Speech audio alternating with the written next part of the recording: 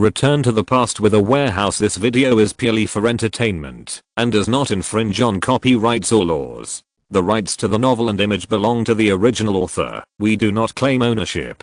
Don't like waiting and want to listen to this fanfic in full now?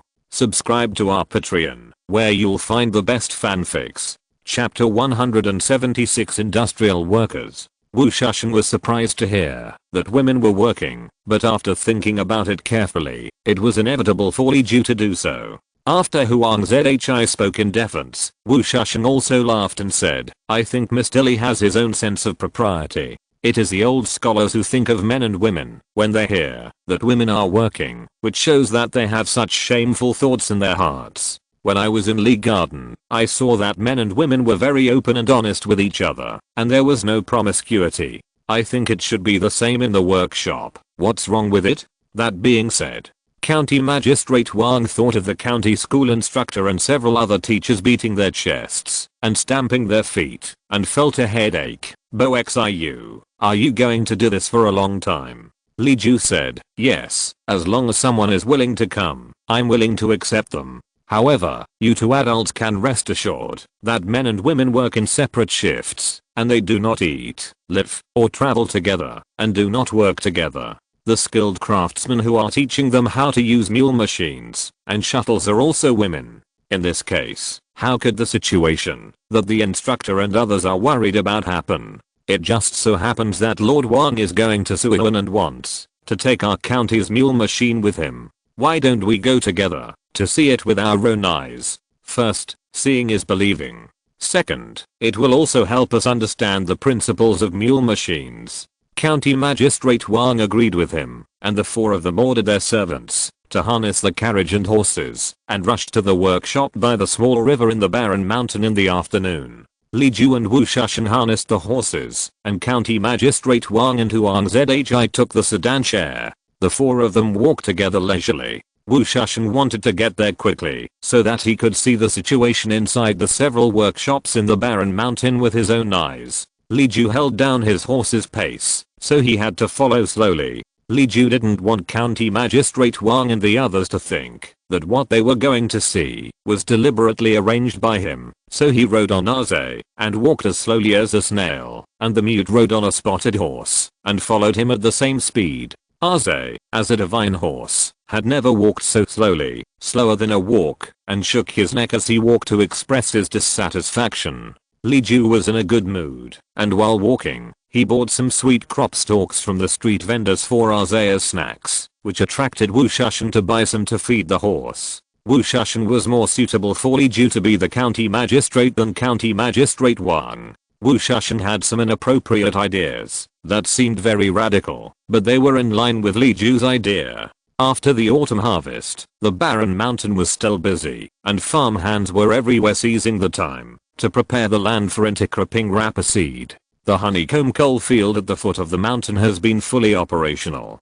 The 3 shifts of transporting materials and making coal briquettes are working non-stop all day long, and the queue of people waiting to buy honeycomb coal is lined up until November. Some woodcutters were affected by the honeycomb coal, but they found short-term jobs in the coal yard of Lian, so the impact was not important. The oil press workshop by the river was operating regularly. The empty house on the other side of the dam was rented by other people in the joint venture, and they were also working day and night to press oil. The soybean meal was carried out by the porters waiting at the door and sold. A circle further in was the textile factory. Zhang Xiaoxi was helping, working with Yu Yaoniang to teach others how to use the mule machine. Zhang Xiaoxi was the first to learn how to use the spindle cart, and now she is skilled at working.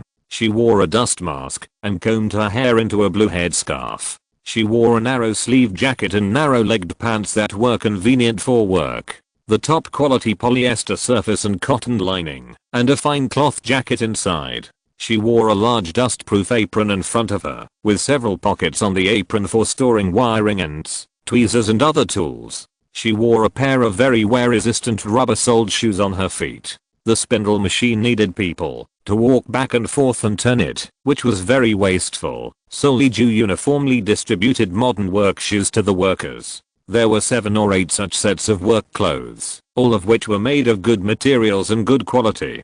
Even if there were some places where the stitches were not in place, just 2 stitches would be enough. Those who passed the assessment and signed the work contract were given 2 sets per month. Zhang Zhao estimated that such a set of clothes was worth at least 2 cents of silver, and she couldn't help but be amazed at the generosity of Li Yuan Textile Factory. After Zhang Zhao received her work clothes, she took great care of them. Every day, she wore her own clothes to work and changed into her work clothes in the locker room.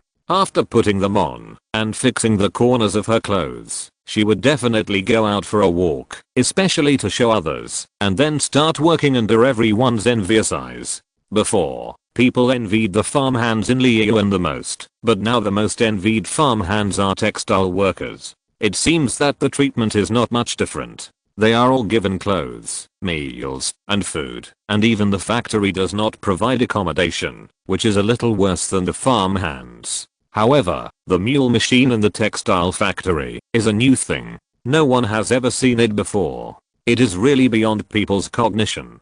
People look at the 400 or 500 spindles turning together, and the spinning speed is thousands of times higher than that of the hand-cranked spinning wheel. They can't help but call the mule machine a divine work, and then they feel awe and even look up to the workers who go in and out of the factory to operate such a large machine. Moreover, the workers' uniforms were the most uniform and special. When they came out dressed neatly, everyone could tell at a glance that this person was from the factory, which made them look very different and arrogant. Since Yu Yaoniang and others began to train workers and the mule machine was intermittently running, people who wanted to squeeze into the factory almost broke the door of He Gong and his daughter. As a last resort, they took out Li Ju's requirements and posted them at the door. First, you must recognize basic characters to sign a 10-year contract. Otherwise you can only work for a few months like Zhang Zhaoxi. Second, you must learn to use and repair machinery. Third, you must be able to memorize the factory's safety production rules. The first rule eliminated many people who were not serious about learning and forced many people to study hard. The second rule was even more difficult. The operation of the machinery was different from any labor tool in the past. Many rigid people found it difficult to learn how to operate it and failed here. On the contrary, the third rule of learning and applying it flexibly was much simpler. Zhang Zhaoxi came to the factory and spent a few days like heaven. She mainly learned to use the mule machine and then did odd jobs. She was a flexible person. After confirming that this was not a pitfall, she immediately began to think about how to take root in the factory. At this time, Yu Yaoniang posted the requirements for recruitment. Zhang Zhaoxi actually did not meet any of them, but she stayed up late to learn to read by the light of the coal yard, which worked in 3 shifts, and passed the first requirement. Now she can read simple instructions, look up a dictionary, write her own name, memorize safety production rules, and do addition, subtraction, multiplication, and division of 4-digit numbers. Her cultural level has passed.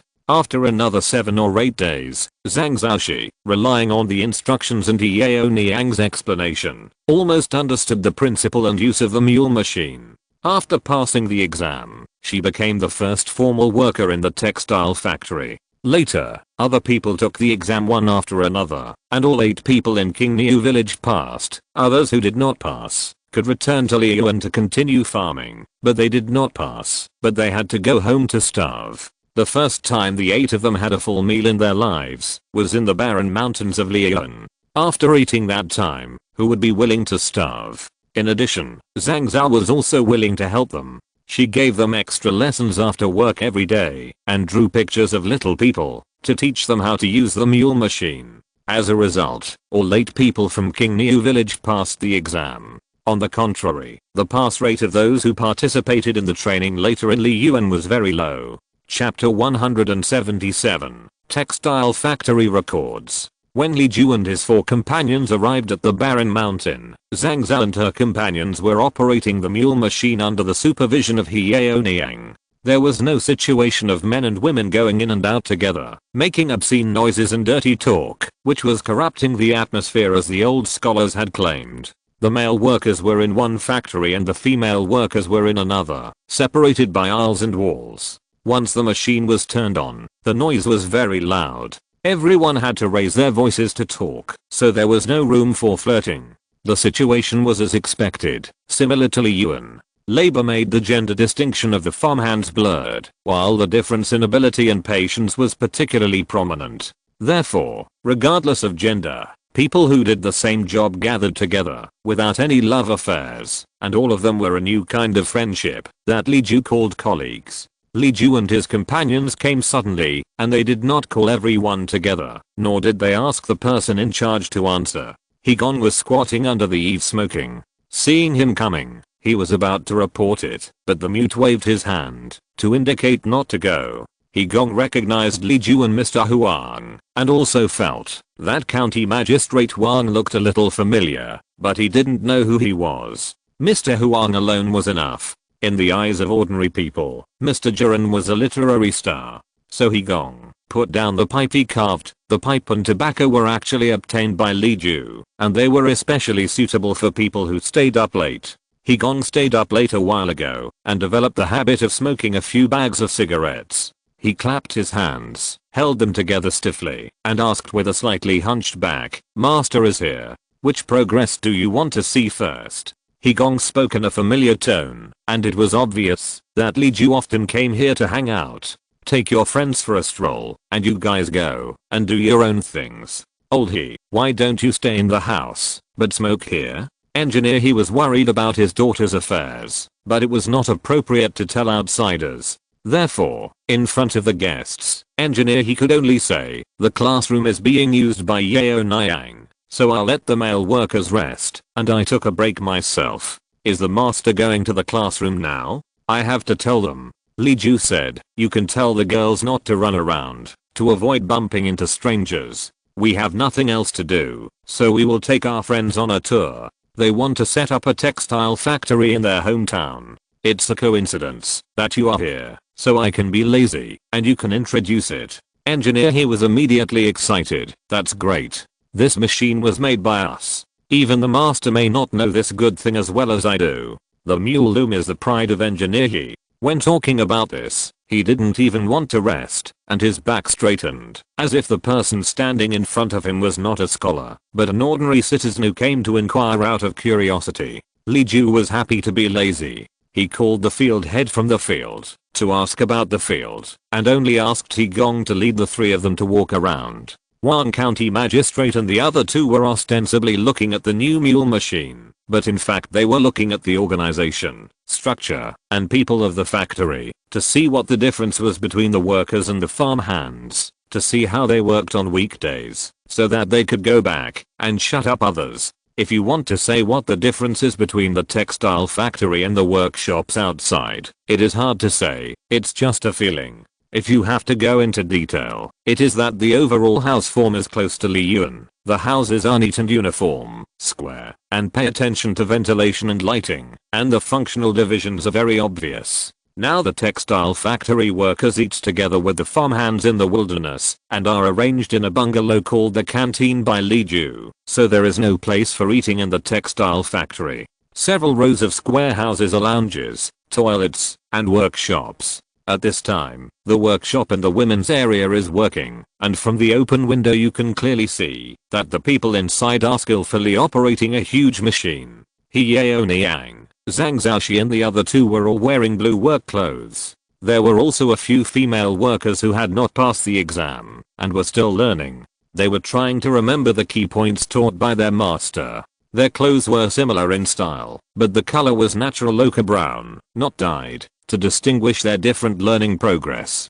Huang Zhi and County Magistrate Huang were used to Li Ju's personal touch, but Wu Shushan did not have such a deep understanding. Wu Shushan carefully observed every place for a long time, including the workshop. He carefully looked at the furnishings in the room, the female workers' clothes and the big mule machine for a long time, and finally his eyes fell on the female workers' demeanor. Some girls were shy, and their ears turned red when they saw strangers outside. Some girls were bold. Not only did they not hide from people, but also looked around curiously with their eyes open, until He Yaoniang found them distracted, and gave them a beating with a whip, and then they hurriedly turned back to their senses. Some girls were concentrating on studying the mule machine, and some girls were already proficient in using it. They were very different, but the common point was that their faces were full of confidence, just like the farmhands in the garden. This kind of confidence could not be given by outsiders, and they had to have confidence in their hearts to show it on their faces. After Gong finished the introduction, he concealed the key information of the mule machine, and then hung his hands to wait for the three guests to give instructions. Huang Zhi looked at the tall machine with hundreds of spindles lined up like a wall. He asked excitedly, "Can I try it myself? Can this thing really drive so many spindles to spin at the same time?" Engineer, he replied, "It's not possible in the workshop.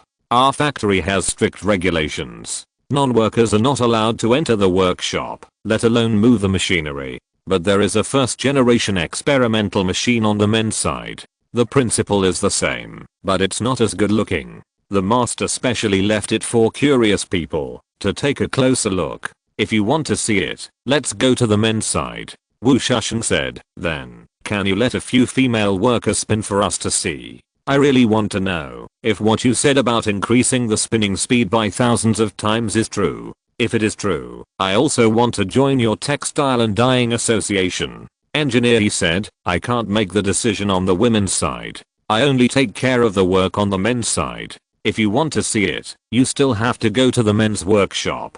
The girls are much better at spinning than us, and they always look down on us. I, an old man, am useless in talking." As if they were in sync, Yu Yaoniang turned her head to look at her father. As soon as Gong finished speaking, smiled, but did not speak, and turned her head to continue answering questions for Zhang Zhao and others. County Magistrate Wang twisted his beard and nodded. Even between father and daughter, they had to follow the requirements of gender separation. Indeed, Li Ju had made all the preparations. It can be seen that the old-fashioned old scholars just followed the crowd and made trouble out of nothing.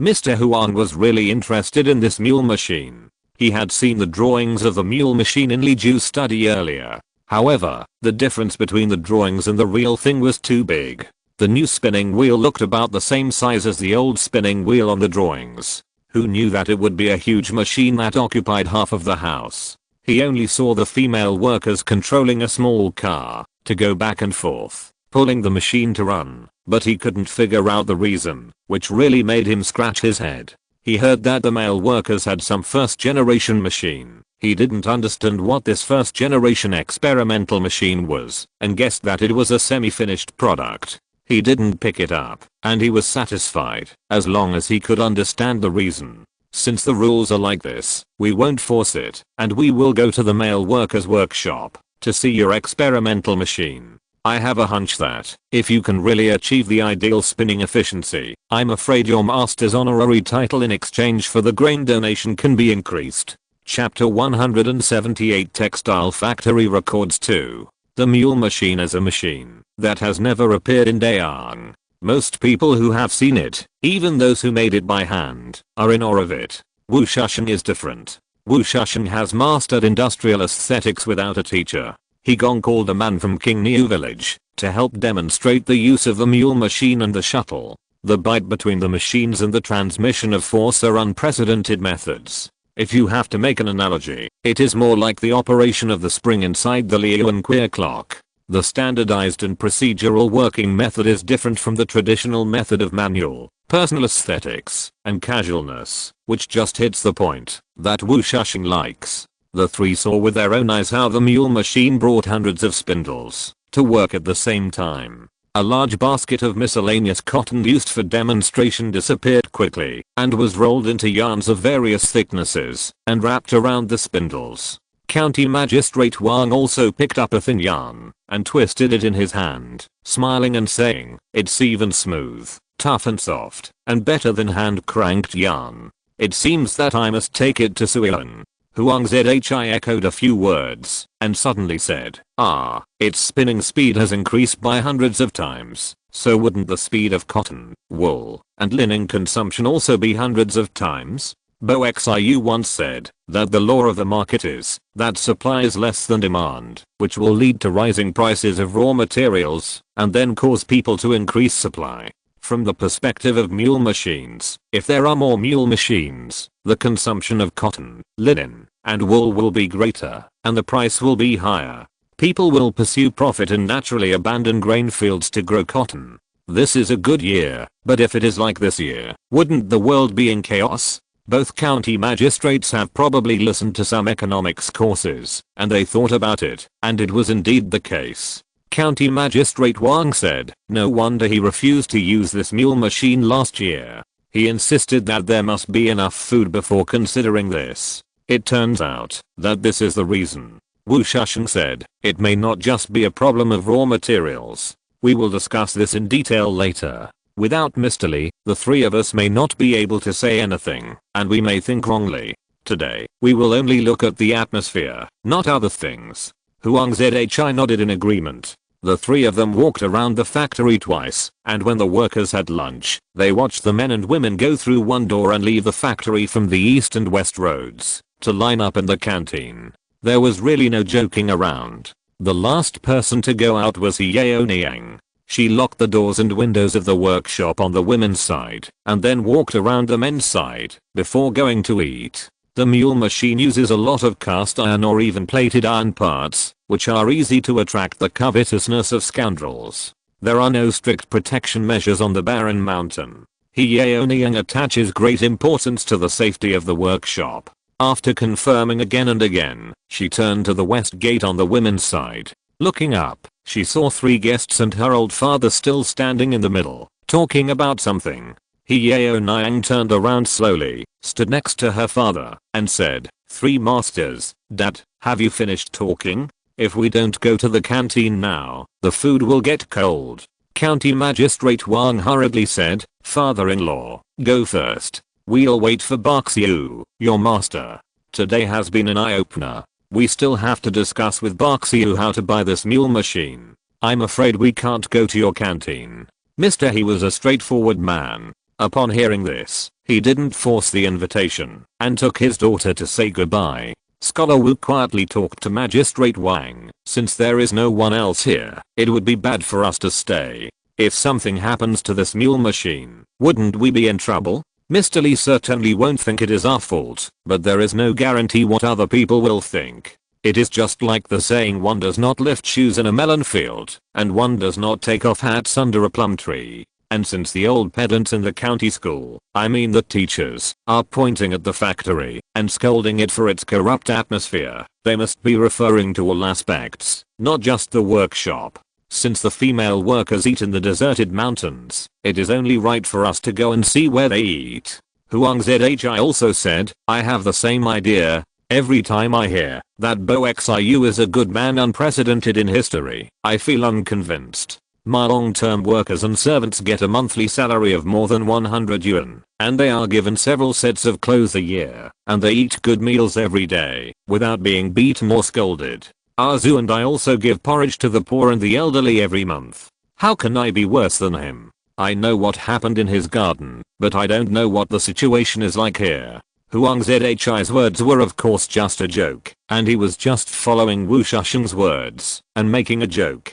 County Magistrate Wang just took it as a joke, but he took Wu Shusheng's words under the plum tree in the melon field to heart, so he laughed and said, "Let's go. I'm curious too. I've been to Huangshan a few times, and I have to say, the people in his family are really different from those outside. Even if they wear the same clothes, you can tell at a glance. I'm also curious, why are the long-term workers in his family willing to work so hard? You and me, as well as old Wu, and old Zhao, which family doesn't have some sly people? Why do they all become saints in his Li family?" The three of them followed the father and daughter of the He family and slowly walked to the Huangshan canteen. The Huangshan canteen is actually a few small two-story houses. The upstairs is the kitchen helper's room, and the downstairs are a few empty rooms with no seats, only tables. There were many lunch boxes on the first floor table. Everyone's meals were packed in their lunch boxes and placed at the agreed table with their name tags on it. Everyone just lined up to take their meals. The dishes were divided into large meat dishes that only heavy laborers eat, and meat oil ingredients that ordinary laborers eat. The others were similar. A few people were willing to spend money to add dishes, so there would be 1 or 2 extra fresh dishes. Hegong and his daughter were reluctant to add money. Hegong wanted to find a son-in-law for his daughter, and Yu Yaoniang wanted to be a female household. If they wanted to live a good life in the future, no matter which way they chose, they would need a lot of money, and they really couldn't afford to waste it. They each picked up their own lunchbox, looked at the dishes inside. Yu Yaoniang smiled, and went to find a place to eat like everyone else. There were quite a few women on the barren mountain. In addition to those who worked in the textile factory, there were also those who did laundry, sewing, and did heavy work, such as carrying loads, smearing cement, and smashing stones. They had a separate queue to get their meals, and after getting their meals, they each went their separate ways. The married families crowded together, while the unmarried ones ate in groups of 3 or 5 with their good sisters. At a glance, it was a very peaceful scene. County Magistrate Wang looked at the lunchboxes of several people, and they were similar to Li Yuan's. Nothing special. Li Ju really implemented the 4 words of treating everyone equally very well. Li Ju over there also finished his instructions to Xiantao and let Xiantao go to the canteen to eat. He saw County Magistrate Wang and the other 2 standing under the big peach tree not far from the canteen, saving him from looking everywhere. Li Ju took a few steps forward, not missing the emotions on the faces of the 3 people, and smiled. "How is it? I didn't disappoint you, sir? I only saw the mule machine, not the shuttle, and I don't know how you plan to solve the problem of raw materials. It can't be said that I have seen everything."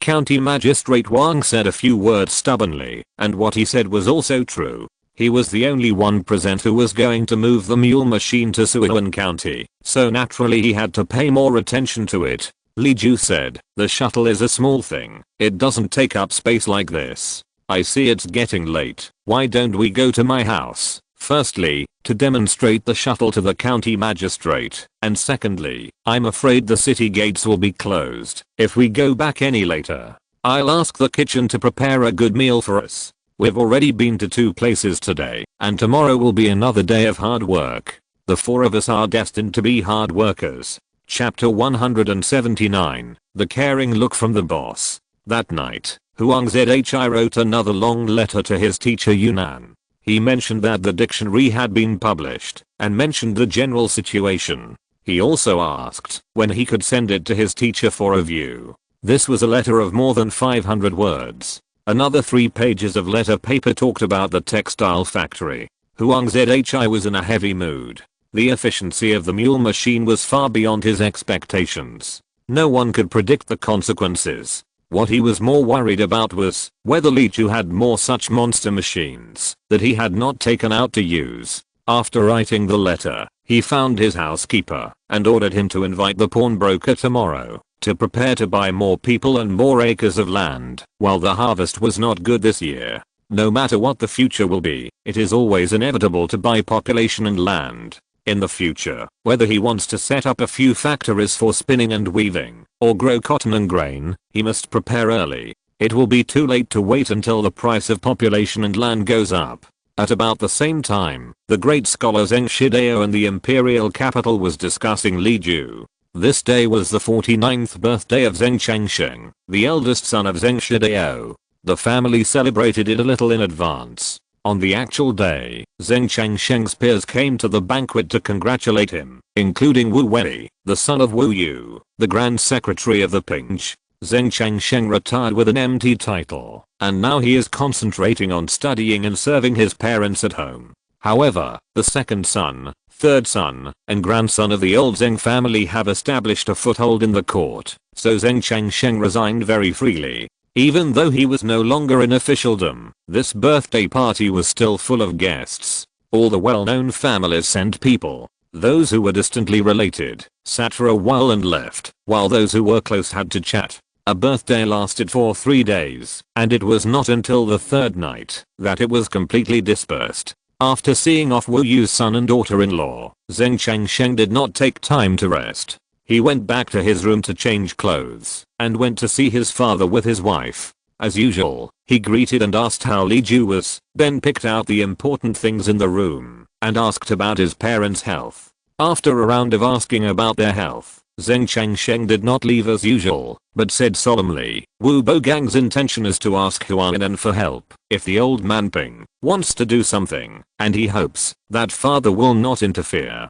But Master Yu has done me a favor, and I cannot but consider Master Yu's opinion. There were 2 letters on Zheng Shidao's desk. One was written by Yunnan to Zheng Changsheng, which was dozens of pages long. It first listed Li Ju's words and deeds, and attached the things that Li Ju had prepared in Jiangnan. These things Yunnan had sent before, such as pinyin and pencils, which Zheng Shidao had received a long time ago. In the letter, Yunnan entrusted Zheng Changsheng to intercede on his behalf, saying only that he would protect him, and if there were other matters, he would entrust his confidant or eldest son to come and intercede. Because of old age and physical weakness, he could no longer travel far, so he had to resort to this last resort, and asked Zheng Changsheng to apologize on his behalf. The other letter was brought by Wu Yu through Wu Bogang, which said in harsh words that Li Jiu promoted miscellaneous studies in Huanan, and your majesty intended to protect him. If it was not suppressed as soon as possible, the learning would not be promoted, and reason and righteousness would be abandoned. Therefore, Mr. Zheng was asked to write a letter, etc.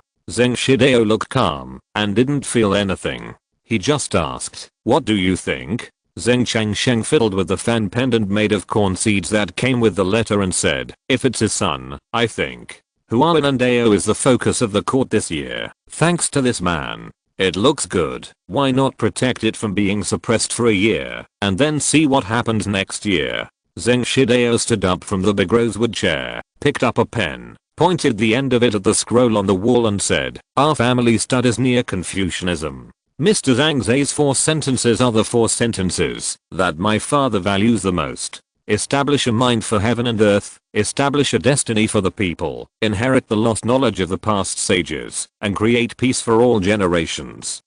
You and I are both at the level of inheriting the lost knowledge of the past sages. What we usually talk about is exploring the principles of heaven, clarifying human relations, speaking the words of the sages, and understanding events and so on.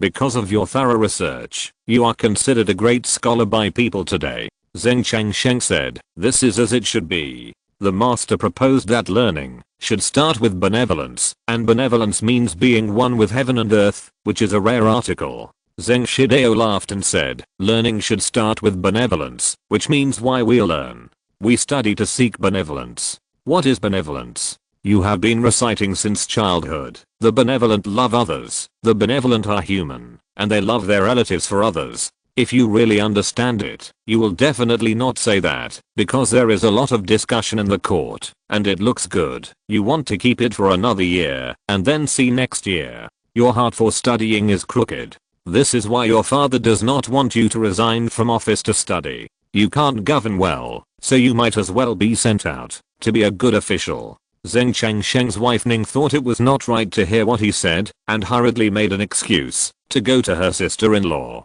to deliver something and leave. Unexpectedly, her mother-in-law asked her to stay and listen softly. The master is teaching his son, you should also listen. The kid in your family is still studying. How can a mother who doesn't understand it teach her son? Ning wanted to leave, but was worried that her husband would lose face in front of her. She felt unhappy when she thought about it, but since her mother-in-law had said so much, she didn't dare to leave. She had to come back embarrassedly and gave her husband a sympathetic look. Zheng Shidao asked again, back to the basics of learning benevolence, who do you decide to advise your old father to support? Zheng Changsheng was not a fool. Now that things had come to this, he naturally understood what his father meant. Thank you for your teachings, father. Li Baxiu bred good varieties, changed pinyin, made pencils, was friendly with servants, and made public his family's unique knowledge to help the 2 roads in Yanzhou. Li Baxiu did it for the public and for benevolence, but Wu Zhelao opposed him for his clique in the so-called Neo-Confucianism. Although I'm a Neo-Confucian, I study Neo-Confucianism in order to seek benevolence. How can I put the cart before the horse and betray my original intention for the sake of people of the same path? Zheng Shidao nodded. You and I are committed to establishing our minds for the world and carrying on the lost knowledge of the past sages. But Li Baxiu is committed to opening peace for the world and establishing his life for the people. On this level, you and I have already lost. When has your father ever gone along with others just to seek peace? Tell Mr. Yu in your letter that your father knows about it and will not tolerate the mischief of the villain. When Zheng Changsheng heard that his father had described Wu Yu as a villain, he knew that Wu Yu's behavior of suppressing for the sake of suppressing, and even using his majesty as a cover had made his father hate him deeply. He felt relieved and hurriedly agreed. Zheng Shidao gave him a few words of advice on how to reply to the letter, and then waved his hand to let the couple leave. After sending his son and daughter-in-law away, Zheng Shidao picked up the pencil that Yunnan had sent, wrote Li Ju's name in the blank space of the movable type newspaper, the modern meaning of Neo-Confucianism, that Yunnan had also sent, and then crossed it out. His wife said, "Although our paths are different, our goals are the same. Why do you force others to follow your path?"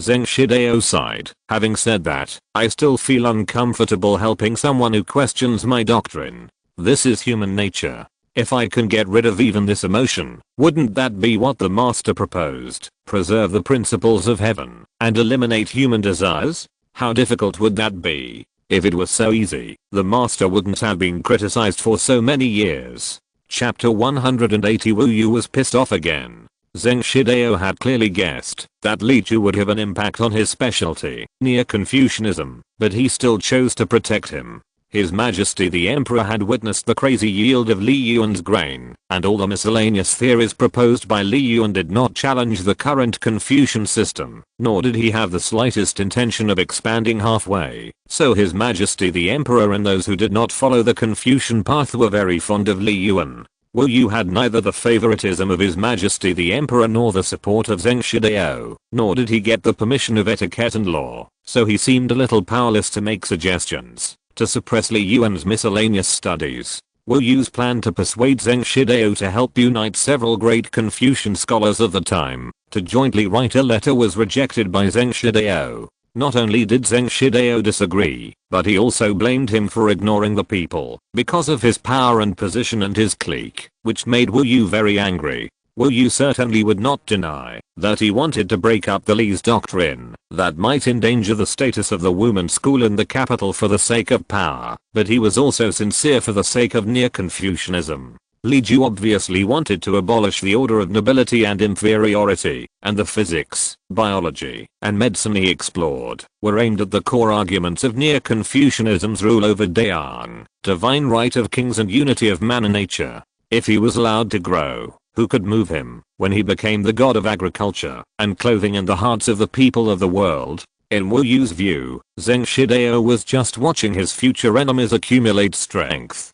However, Zheng Shidao replied that if Li Ju could really make the people of the world worry-free about food and clothing and the country into dating by cultivating good varieties and reforming technology, then Li Ju would be their fellow traveler with different paths to the same destination. So how could he be an enemy? Zheng Shidao believed that Li Ju's ideal country was exactly the dream that their school of scholars was also trying to achieve, but Li Ju might end up in the ideal country, and they had to continue to move forward to explore the truth of heaven and earth. Wu Yu was so angry that he almost broke up with him. What made Wu Yu even angrier was that his granddaughter Wu Shanqing also talked about Li's miscellaneous knowledge every day. Wu Shanqing was only 18 years old this year and had just been engaged. Wu Yu and his son thought that she would need to manage the whole family and preside over the household after she got married.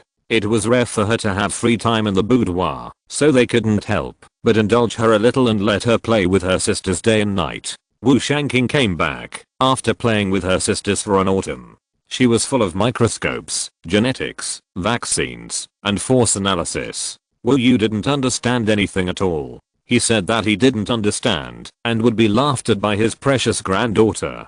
So Wu Yu got even angrier. Looking back, Wu Shanqing would gossip about this matter with her close friends, telling them all about the battles between Wu Yu and Li Ju, such as Zheng Zhen, the granddaughter of Zheng Shidao, Yang, the daughter of the Grand Tutor, and the daughter-in-law of the Grand Tutor. In other words, the most valuable and most unoffensive woman in the capital, Princess Chengyang Lekang. Wu Yu was shocked to learn that even the princesses had learned some of Li's miscellaneous knowledge, especially the Grand Tutor, whose son was the son-in-law and his best friend. Wu Yu and Zheng Shidao broke down, and his retreat was the Grand Tutor, who had a lot of prestige and power. Hearing that even Yaoniang, the daughter of the Grand Tutor, and Princess Chengyang had learned some of Li's miscellaneous knowledge, Wu Yu was panicked. However, it was such a coincidence that when Wu Yu remembered to go to the Grand Tutor to make a plea, it was too late. That day, the Grand Tutor's wife remembered that the princess had not been pregnant in the 2 years since her marriage, and she couldn't help but bring out some meaning. Unexpectedly, the daughter of the Grand Tutor, Yaoniang, immediately retorted to her mother, "Maybe it's my brother's problem. Why do you insist that the princess can't have children? Even the husband decides whether to have a boy or a girl." The Grand Tutor's wife was almost mad. "What are you talking about when you're still a girl?" Yaoniang replied, "Whatever I say makes sense. You won't blame others for your mistakes." The Grand Tutor, who was caught between his family members, was very upset. Yaoniang was the Grand Tutor's eldest daughter, born to his first wife. The Grand Tutor and his first wife loved each other deeply, but not long after Yaoniang was born, his first wife died of illness. After that, the Grand Tutor could not help but spoil the blood left by his first wife. Later, the Grand Tutor married a second wife, and always felt that she was not as good as his first wife in every way. In the eyes of the Grand Tutor, none of the children born to his wives and concubines could be as lively and smart as his eldest daughter, so he cherished Kenji even more, which made his second wife quite dissatisfied. Less than 3 years after Yaoniang got married, she became a widow. The imperial tutor, who loved his daughter, specially ordered her to be taken back to her parents' home to be a widow, and for this he was subject to some rumors. In the past 2 years, the eldest son of the second wife married the princess, which was almost like being roasted on the fire. Princess Chengyang was the apple of the emperor and the empress's eye. The emperor and the empress often asked about her well-being, and usually sent someone to send delicious snacks to the princess to taste. This was because Princess Chengyang had a soft temper. If she had changed to one of those bad-tempered ones, it would not be uncommon for her to be in chaos every day. Usually, the prince consort respected the princess like a bodhisattva, and the imperial tutor's wife couldn't help but feel sorry for her son. The prince consort lived a cautious life every day, and the imperial tutor's wife even regretted letting him become a prince consort. For some illusory glory, not only did he ruin his son's bright future, but he also had to live a humble life when he returned home. The Teifu's wife was already quite dissatisfied with the princess because she loved her son. In particular, the wife who was anxious to have a grandchild was even more dissatisfied because Princess Chengyang had not made any progress in marrying for 2 years. Yaoniang, who did not have a good relationship with her stepmother, had a good relationship with the princess when they were in the boudoir. After becoming sisters-in-law, they made appointments to indulge in pleasure every day. In the eyes of the depressed Teifu's wife, it was another stimulus. The Teifu's wife was full of anger, but she could only make a few sarcastic remarks. Princess Chengyang was upright and kind, and she still respected her mother-in-law. She listened to what the Teifu's wife said, and even if the Teifu's words were wrong, Princess Chengyang would just laugh it off. But Yaoniang was much more spoiled than Princess Chengyang. She and her stepmother did not get along well. Wouldn't she fight to death if she caught the handle? The Teifu regretted letting his daughter bring all the miscellaneous knowledge she learned outside back home, and it became like this now. He was right 1 point, and his daughter was right 10 points, and there was no way to argue. After arguing for a while, the tutor got used to his daughter talking about Li Yuan's miscellaneous theories in his ears every day. So when Wu Yu went to him to make a connection, the tutor sighed, "I can't do anything to a mere woman, let alone her teacher. Please don't mention this matter, I'm so embarrassed, because I can't refute my daughter." Wu Yu was furious again. But anyway, the news from the capital was good, so Yunnan was relieved. Moreover, Li Yuan's family troupe was performing charity shows in several cities not far north of Jinling to raise food.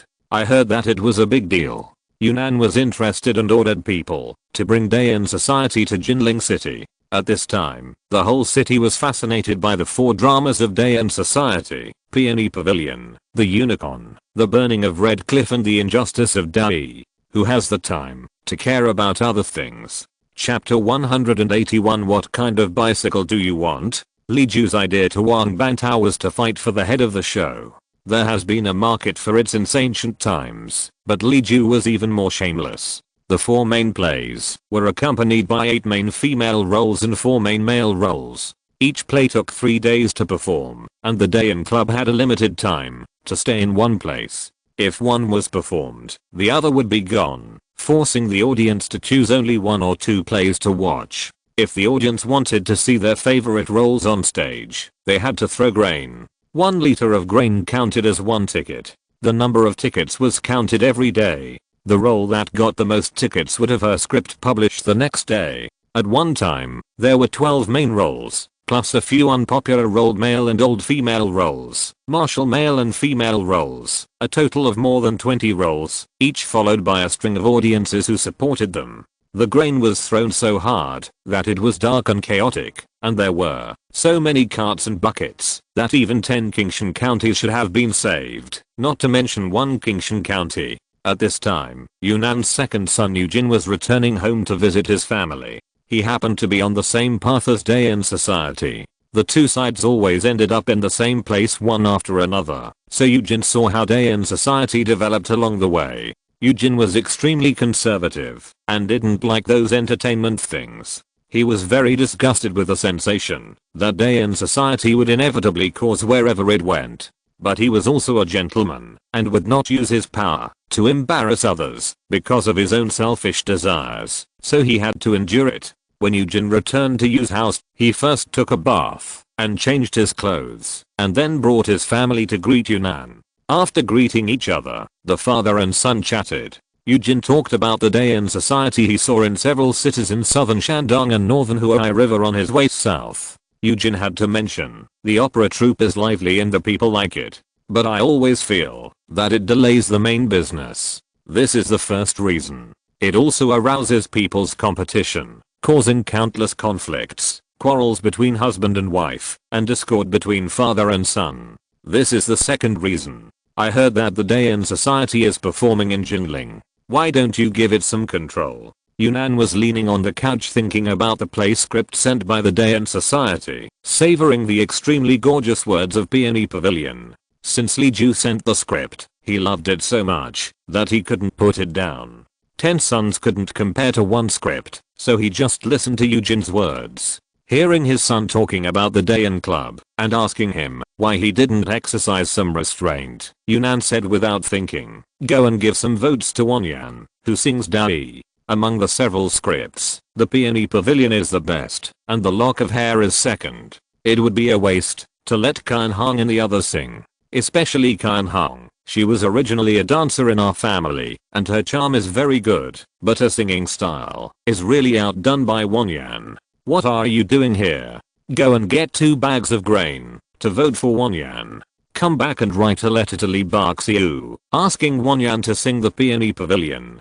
Kian Han doesn't have a script, I'll write one for her. Eugene's face was full of indescribable words, not knowing how to respond. Li Jiu was far away in Qingshan, and he also heard about the good popularity of Dayan Club outside, and those with quick minds followed suit. Dayan Club is very good, but it's a pity that there is only such a group, and once you come here, you can't go anywhere else. People everywhere wanted to see the plays of Dayan Club, so the huge market gave birth to a large number of local opera troupes that imitated Dayan Club. Some of these troupes were private troupes funded by wealthy families, and they also went out to perform. Some were set up by poor families who gritted their teeth and borrowed money to sing stories heard from outside in local folk songs. Scholars who could write scripts became valuable for a while. Some of them were really good at writing scripts, while others had no stories and could only write a well-balanced parallel prose. They selected those wonderful chapters from Li's 3 Kingdoms and 3 Words into Shots and made them into a big play with 40%, 80% and 130% faults, which was actually quite similar. There was a market, artists, and playwrights. When these parties came together, local opera troupes and folk story scripts in Jiangnan sprang up like mushrooms after rain.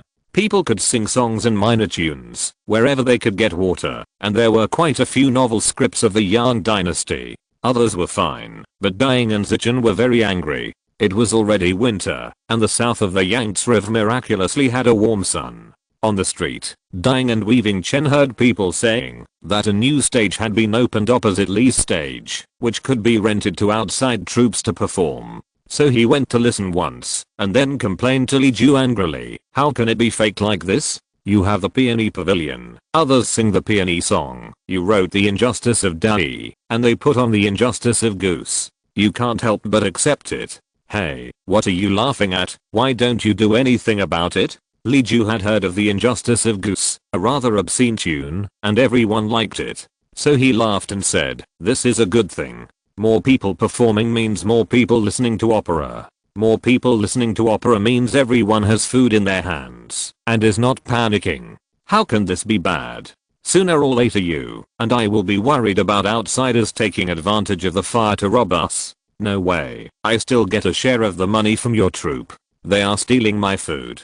Dying and weaving Chen could not help rolling his eyes and shook out a tortoise shell folding fan carved with dragons and phoenixes from his arms and fanned himself. While fanning, he snatched Li Ju's tea from his hand and drank it himself. Li Ju allowed him to relieve himself and changed to another cup to continue drinking his own plain water. Ran Si Chen kept talking for a long time and finally got over his anger. He leaned over to see what Li Ju was writing and drawing. "What is this? 2 big wheels. Can it stand steadily?" Li Ju took a ruler, enlarged the miniature parts on the drawing several times, and copied them down, saying, "Bicycle. It can be stable. You will know when I make it." When Ran Si Chen heard that there was a new thing, he immediately threw his anger behind his mind. Li Ju made a new thing, which means he is ready to make money. The mule machine has not been obtained yet, and a new thing has been released. Li Ju put down his pen and said, "I didn't dare to make this before, because the road was not good. If the road is not good, its 2 wheels will easily flip over. Even if it doesn't flip over, it will be uncomfortable to bump around. There is no rubber now, and there is no large-scale substitute with good durability and sealing, so the wheels have to be filled with cotton. The vibration can be imagined. Before, the roads outside were broken and full of potholes. They were a mess on sunny days and waterlogged on rainy days. Even if a primitive bicycle was made, where could it be used? Now it is different. Roads are being repaired everywhere outside. By next spring, there will be 5, 6, 7, or 8 flat cement roads, which can be considered to have the initial conditions for bicycles to be put on the field. This year, the mule machine has been built, and it will be assembled on a small scale next year. There will inevitably be a large number of raw materials and finished products that need to be transported. Transportation requires transportation capacity. Do we have to use human and animal power to transport it all?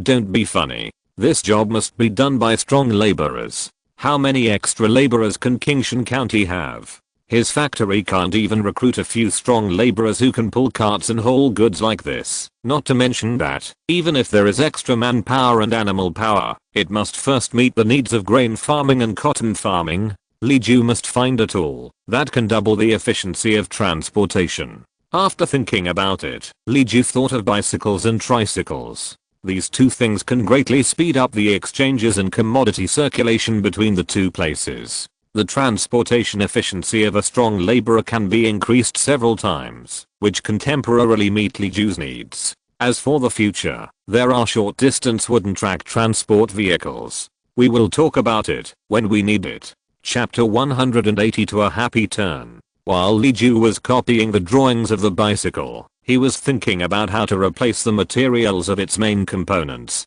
Only the wheels and bearings must be made of iron for safety and durability. Other parts, such as handlebars, can be replaced by wood, and the tires can be made of wood or filled with cotton. This can minimize the cost and facilitate replacement if they break in the future. Bicycles and tricycles are mainly made to serve people who need to travel back and forth between 2 places for a long time. Those who only travel within a radius of 3 miles do not need to rush to use them now. In this way, the cost and maintenance requirements are reduced to a certain range, and it is enough to ensure that some people can afford it. The craftsmen who make bicycles can be directly selected from those who make mule machines. There will be brave men under heavy rewards. They have been rewarded once before and have basic trust. I believe that under the stimulation of heavy rewards, they will actively solve this structure. Besides, Li Ju will directly give them samples for observation. Li Ju pulled out an antique second-hand old bicycle from the corner of the warehouse. The huge wheels and the black diamond-shaped connection structure, even if it is not an antique, it has been around for years. There were no words or decorations on the rusty car body. Even if it was handed over to those who had learned modern numbers and letters, it would be difficult to find out its origin. After drawing the blueprint and listing the materials, Li Ju told Wang Dechen to go to the barren mountain to get people and prepare to purchase the necessary materials. Then he pushed the old car around the house twice to test the feel. After confirming that there were no major problems, except the flat tires, he pushed it out for a stroll. Li Yuan usually attracted onlookers, no matter what happened. This time, Li Ju pushed out a strange looking car, which immediately attracted everyone nearby. Grandpas and aunties, holding their children, crowded around the display board in front of the Li garden to watch the western scene, discussing, "What is this? It looks like a cart, but the wheels are in front and back. This cart can only be pushed, right? There's a seat on it. It should be safe for performers to sit on it. Is it a juggler for the Dayan club?" Li Ju listened all the way and just said, "We'll know when we see it." He pushed the old car to the end of the alley and stopped, stepped on the pedal and gently stroked it, and rode it steadily, slowly swinging along the flat streets and open spaces. Everyone still didn't believe that this was easy to learn. In their cognition, Master Li was omnipotent. It was natural that this swaying car could be tamed by Master Li. As for them, mortals, there was no need to consider it. After Li Ju finished walking around, he thought that he had shown enough, so he put the bike down next to the display board, bowed to the onlookers, and said, "This bike is called a bicycle, and it was passed down from a certain ancestor. Everyone can learn it, and everyone can ride it. As long as the road is flat, and you ride carefully, it is not easy to fall, or bump into something. I will gather craftsmen to imitate this bike in a short time. Riding it is much easier than walking. It is not tiring to go back and forth for dozens of miles, and the speed is twice that of walking. Wouldn't it be much more convenient for everyone to visit relatives and friends, go to the fields, and move household items on weekdays?" The neighbors whispered about it, and one of them boldly replied, "Master, you are kidding me. This bike stand is not stable. How can you ride it steadily?" Li Ju smiled and said, "It's not up to me to decide. So, I'll leave the bike in the tea house, and get someone to move it out, and put it in the yard early every morning, and you can learn to ride it by yourselves. The first person who can ride it without falling down will get the bike. Don't look at it as broken and old. In fact, it can still be used as long as you put some oil on it. It's made of steel, iron and glue, and I can't find anything to replace it. The bicycles our family will make in the future will only look similar, but will actually be much heavier and bulkier than this one. In other words, there are only a few such bikes I have on hand, and they are very expensive. You can take it back, and if you don't like it, the iron alone is worth some money. Not to mention the glue used on the wheels. I still can't make it, even if you give me 3 more years. The raw materials can only be found in South America, thousands of miles away." Of course, the crowd didn't know where the South America that Li Ju was making up was, but that didn't stop them from understanding what Li Ju meant. After confirming that Li Ju was serious about delivering the bicycle, everyone's thinking suddenly changed from only Master Li can do it to I can do it too, even if I can't.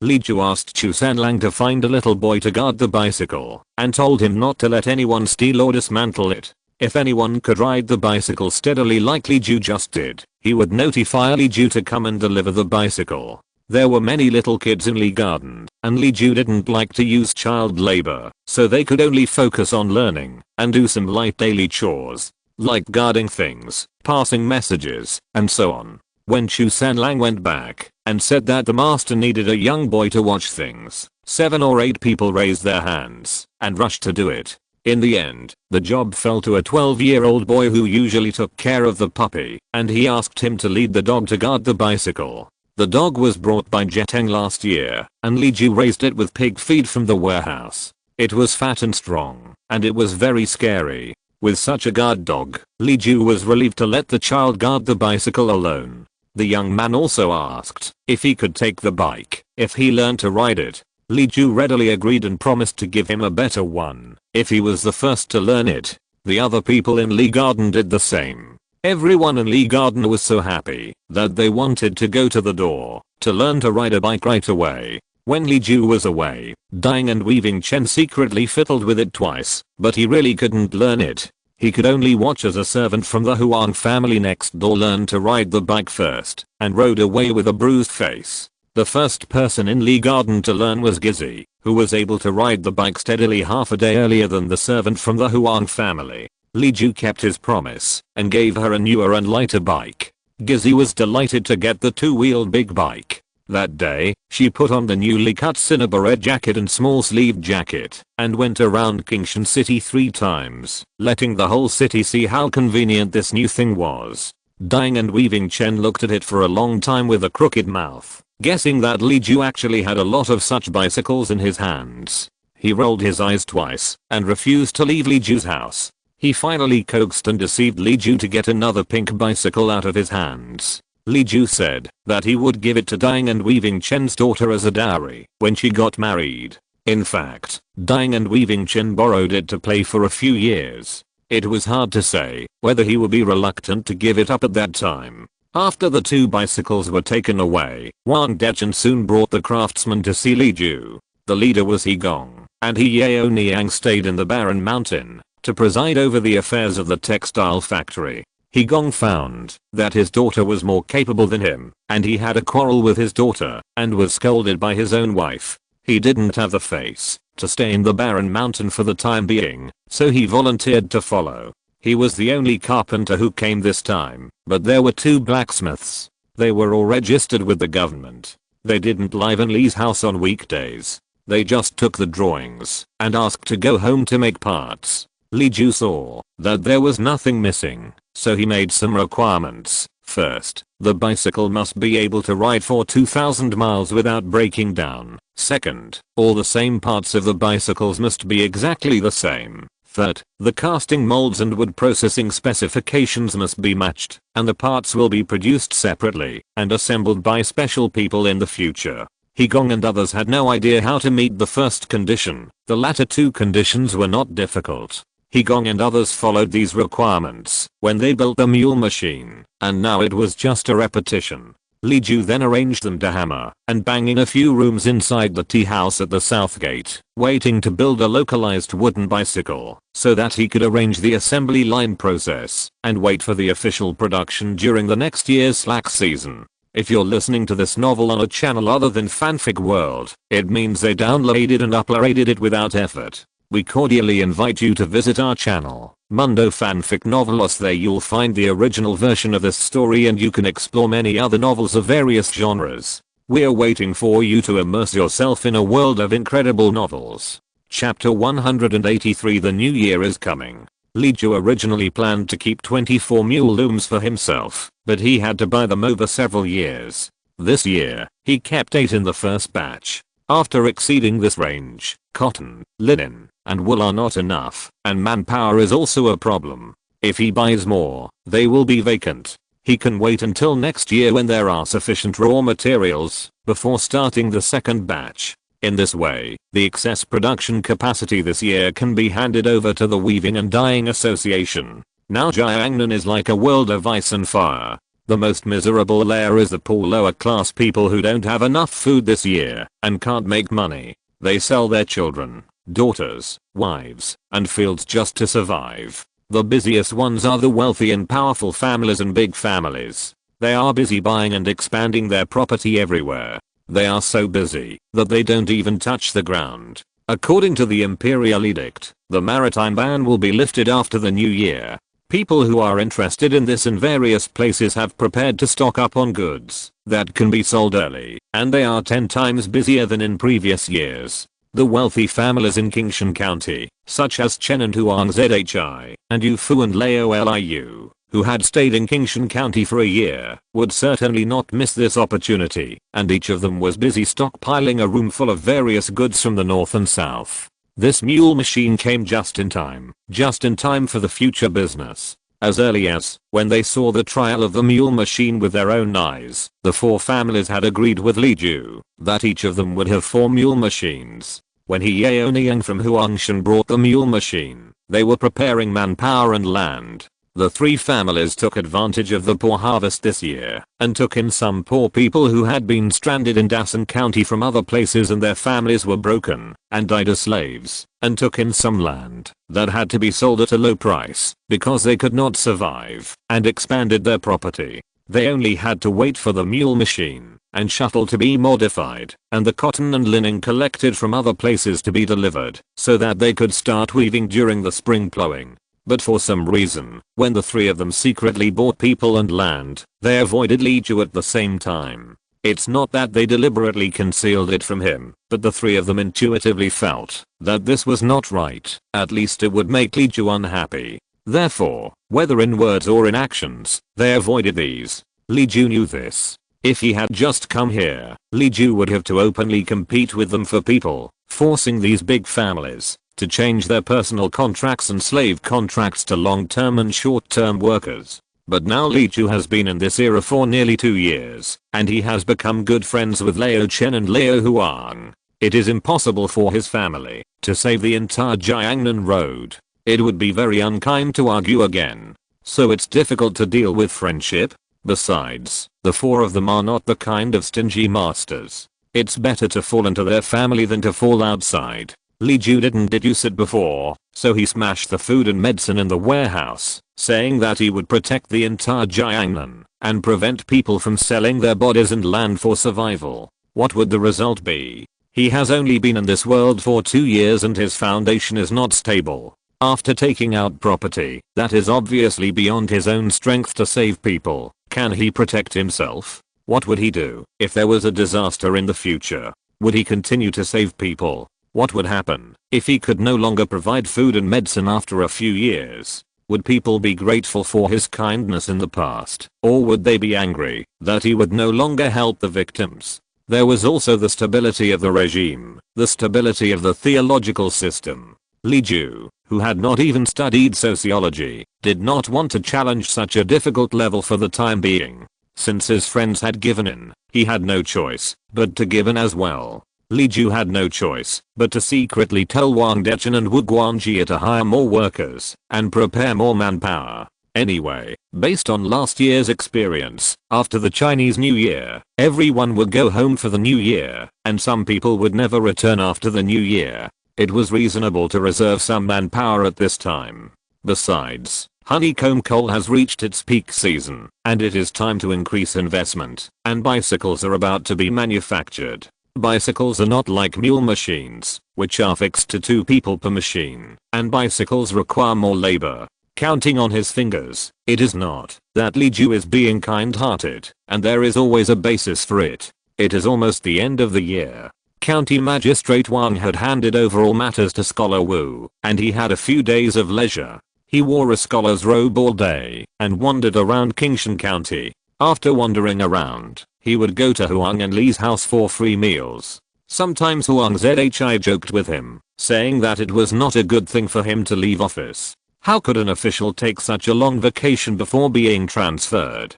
County Magistrate Wang, who had put down his official airs, glanced at him and said, "No one can be taught by the previous person before taking office. Since I taught old Wu, I'm old Wu's master. If the master has something to do, the disciple will do the work. You just ask County Magistrate Wu if you obey." Of course, Scholar Wu, who occasionally came to eat, was very obedient. He was a northerner and unfamiliar with the place. Even if the people in this place were simple and honest, it would be difficult for a newcomer to do things. How many days would it take to sort out the clues? If County Magistrate Wang gave him a hand, he would be able to take over the connections and relationships that County Magistrate Wang had laid out, which would make it easier to do things. Apart from other things, County Magistrate Zhao and County Magistrate Wu can both be used by him now. If County Magistrate Wang did not help with the handover, but let him conquer them by himself, wouldn't it take them a month to get to know each other?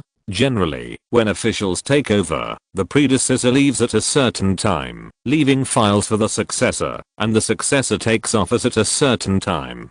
It's rare that County Magistrate Wang did not rush to the north, and it's also rare that old Seven Wu came half a year in advance. The time of both sides matches, so the handover is very smooth and comfortable. Scholar Wu always feels that he has picked up a treasure. Before he came, he knew that it was easy to be the county magistrate of Qingshan County because there was a Li Ju who could make achievements, but it was not easy to be the county magistrate because Li Ju was too capable of making achievements for them, which made the county magistrate seem incompetent. Actually, when he got here, he realized that Li Ju could help more than those who were exposed last year. As long as mule machines, bicycles, mulch films, and new grain varieties are officially promoted, rice will be fat and corn will be white, and public and private granaries will be full. As for clothing the world and maritime merchants remitting silver, that's not a problem. Li Ju has made 10 contributions, and he can get 3 points, which is better than anything else. Not only is his political performance good, but he also has the opportunity to participate in these major events, which is very rare. If he were thrown into Ghanaian, Linksy and other places, there would be no capable people in those places to create a world. But could he achieve the political achievements in those places? Wu Shushan figured this out, and was willing to be a pure assistant. As long as he revitalized a place, and learned the idea of doing big things, this matter would be settled. The new county magistrate officially took office after the new year, and Qingshan County finally got rid of the shadow of the autumn harvest, and became busy for the new year. This year's harvest is worse than in previous years, but the atmosphere of the new year is better than in previous years. First, the county magistrate moved the curfew to midnight, and the oil press workshops sent lamp oil to illuminate the 2 main roads of the county town, so that the people of Qingshan could be busy from morning to midnight. This alone was much better than in previous years. Thanks to the exchanges between merchants from all over the country, there were many kinds of goods on the market. Li Ju didn't recognize many of the food and entertainment, let alone the locals. Everything was new. Because the Dayan society originated in Qingshan County, the people of Qingshan loved to watch plays. This year, the number of acrobatic troupes performing in the city was several times more than in previous years, and the daily life was busy until midnight. The Dayan society has not returned yet. They are too popular. Every time they go to a place, the enthusiastic audiences flatter them so much that they can't walk, and their return date has been postponed again and again. However, the food they collected is still sent to various places that are short of food. The reputation of the Dayan society and Li Yuan has flown all over the country with the food collected. Before the return of the Dayan society, the stage had been empty. Li Ju saw that more and more people in the city were making a living by performing acrobatics, so he simply opened the stage to the public, so that those who made a living by performing acrobatics would have a fixed place to perform. Not only did he give it to the public, but Li Ju also hired a few people to maintain order, so that no one would dominate the stage and disrupt other people's livelihoods. As for which class could perform and which class could not, Li Ju did not care, and the audience decided. Later, I heard that there was order on the stage, and those who performed well could get rewards and perform longer. Those who performed poorly were booed and driven off as soon as they went on stage. From morning to night every day, there were large and small acrobatic troupes performing, and the performance time of each class was very reasonable. Chapter 184. The new year is coming again. Qingshan County was busy preparing for the new year, while Li Yuan entered the busy month of statistics before the end of the year. This year, because Wang Dezhen was already familiar with various businesses and had passed Li Ju's test, Li Ju asked him to check all the industries and make financial clearing and budget planning in accordance with the strict future financial system. There are 2 large projects that are burning money: road construction and school. As for daily small expenses, there are personal expenses for long-term and short-term workers. Li Ju often does charity and public welfare work out of pity for the poor and the weak. The expenses are quite high. There are also research and development bonuses for mule-powered shuttle bicycles, Dayan society, printing workshops, and medicine shops. Especially the free clinic expenses are huge. The operating costs of various industries In addition, there are the expenses of making friends and exchanges, such as the favors with Huang Zhi, Yunnan and others, and the expenses of the joint venture, etc. There is cash in these expenses, but not much, and most of them are in-kind expenses. There is also considerable income. Various industries are constantly transfusing blood, and the income of goods companies, shops, and coal mines is always higher than Li Ju imagined. This year, it is indeed the case. There were also land and property granted by His Majesty the Emperor, including those for smallpox and grain, about 2,000 mu of good land, a mountain, and gold, silver, and cloth, which were converted into 1,000 to 2,000 taels of silver. In addition, there were some valuable items sold by the shopkeeper Laoliu and the dyeing and weaving Chen, which was the most important part. Because it was a business with no capital, it could reach a huge amount of 10,000 taels under Li Ju's strict control. In addition, there was grain from the mountain, which could replace the money for buying grain. In this way, Li Ju's private treasury had a surplus of about 3,000 taels. The entire Li Garden relied on Li Ju's filling, and there was still a surplus of 2,000 taels in the account.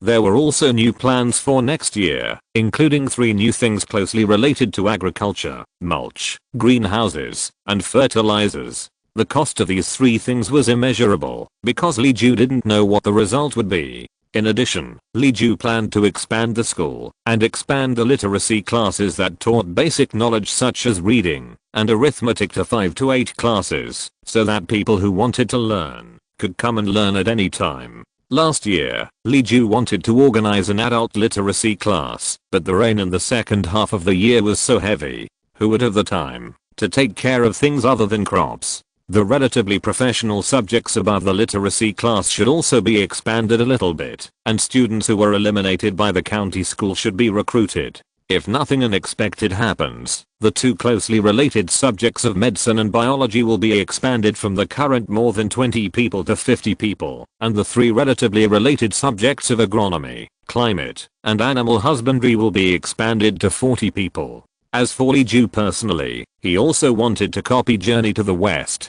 This book must have lost money in the early stage. Storytelling and trial printing are all expenses. Finally, add up the 2 sides. How much this year has been spent, how much has been earned, how much will be spent next year, and what people and things will be needed, all calculated clearly. Wang Dechen calculated for a month, and his back and waist ached, and he finally handed in a detailed result. As Li Ju watched, Wang Dechen drank milk tea beside him. As soon as Li Ju frowned, Wang Dechen shouted, "If you have any questions, you have to tell me in detail. If you just casually say that you want to add something or subtract something and ask me to calculate it for you, I won't agree. Do you know how difficult it is to calculate your family's accounts? It's a mess and you can't tell the income and expenditure apart. If you want to calculate something, you must give me a definite number." Li Ju smiled and said, "How dare I bother you? You have worked hard for you this month. I just saw that the superiors used less than expected, which is a bit strange. Did you calculate it based on 4 hours per person?" Wang Dechen said, "That's right, it's really that number.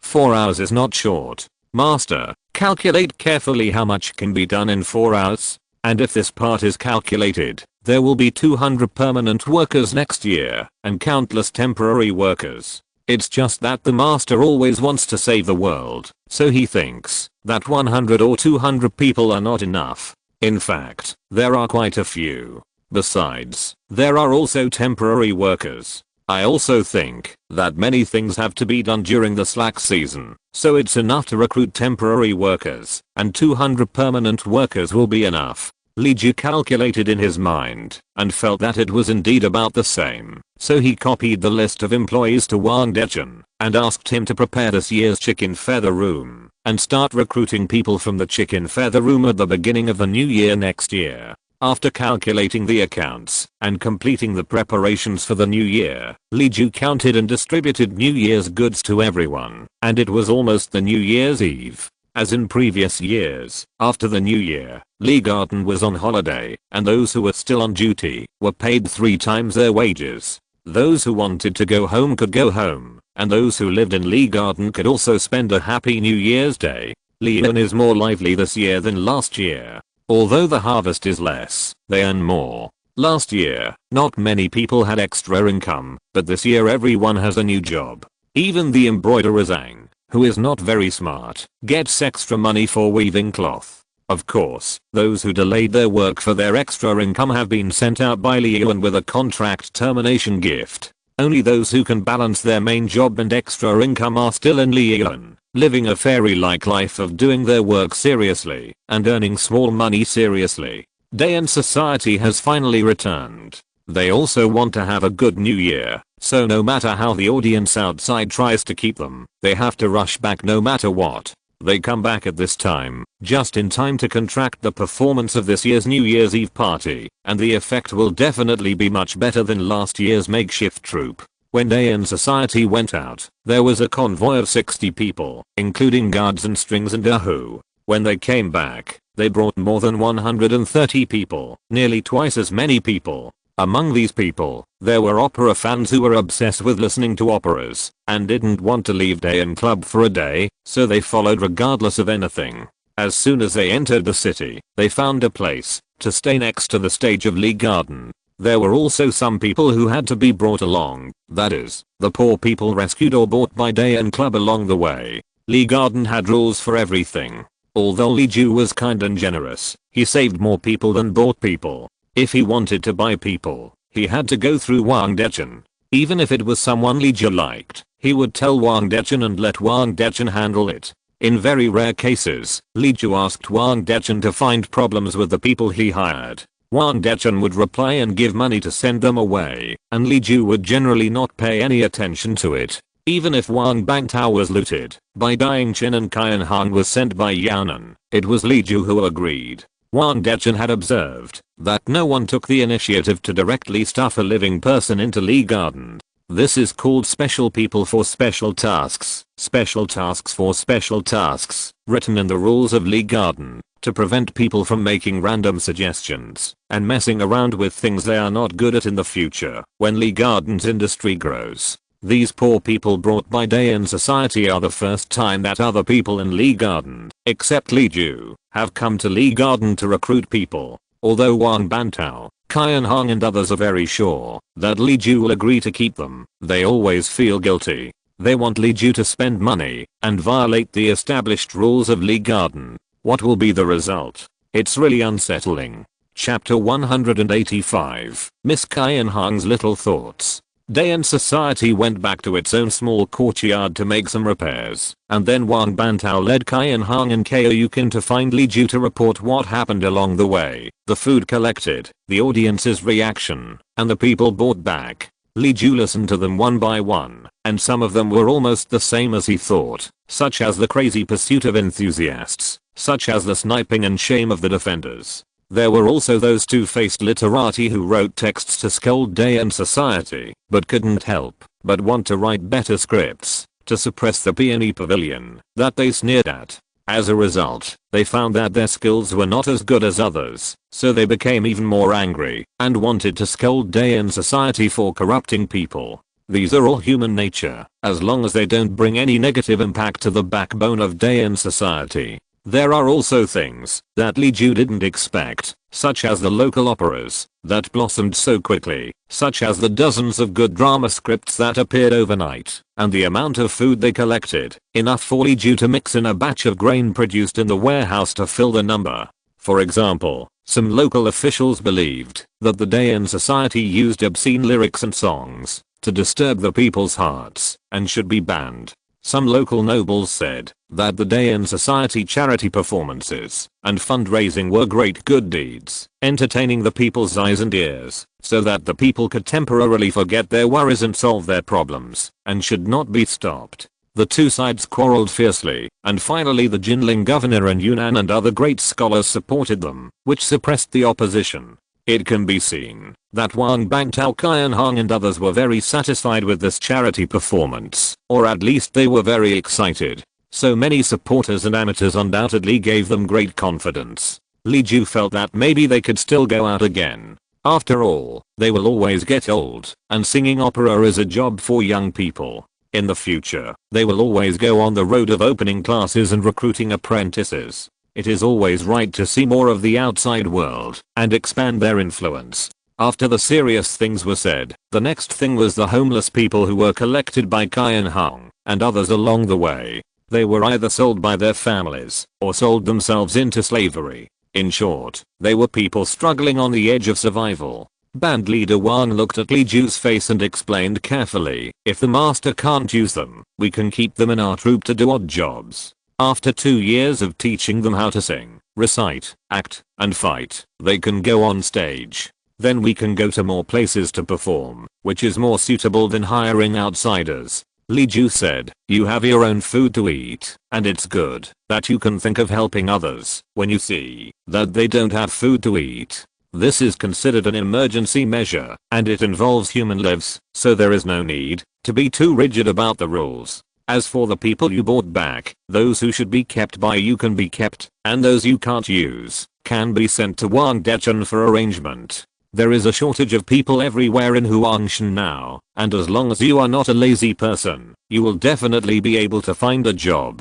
When the time comes, the money spent by the people you keep will be deducted from the account of Dayan society. For those who stay in Huangshan, it depends on what business they are in, and the money will be deducted from the corresponding industry. What do you think? When Wang Bangtao heard that he would not be punished and could give priority to choosing suitable people, he could not help but be overjoyed and complimented him repeatedly. After reporting all matters to Li Ju, Wang Bangtao, Yaoniang and others said goodbye and returned to the courtyard of Dayan Club. Wang Bangtao rubbed his hands and wanted to screen the children and women he brought back so as to select those with talent and send them to learn opera. Unexpectedly, Yaoniang stopped him and said, "Boss, although the master said so, it is because the master loves us that he does not hold us responsible for making our own decisions and is willing to save our face. How can we not love the master? In my opinion, you should let the master choose the people first. We have children who are only 7 or 8 years old. Even if we only teach them, they will be enough apprentices for the next few years." Yaoniang knew that Yaoniang liked Li Ju in her heart, so she couldn't help but consider her first in everything. She laughed and suddenly turned her smile into worry, but she didn't reveal the reason. She just patted the shoulder of the head of the class, Wang, and said, "Let her go. I've been paying attention to them along the way. There are more than 20 people, and only 2 or 3 of them are particularly good looking. I don't know what they will be like when they grow up. Even if the garden chooses first, it won't matter. There are no good children who will be a pity if they don't come to sing." Wang Bangtao was confused, but he didn't dare to say anything since the 2 aunts said so. He followed Yaoniang's instructions and politely sent the person to Liyuan for Wang Dechen to see. Li Ju didn't know all this. Even if he knew, he would probably feel a little disgusted.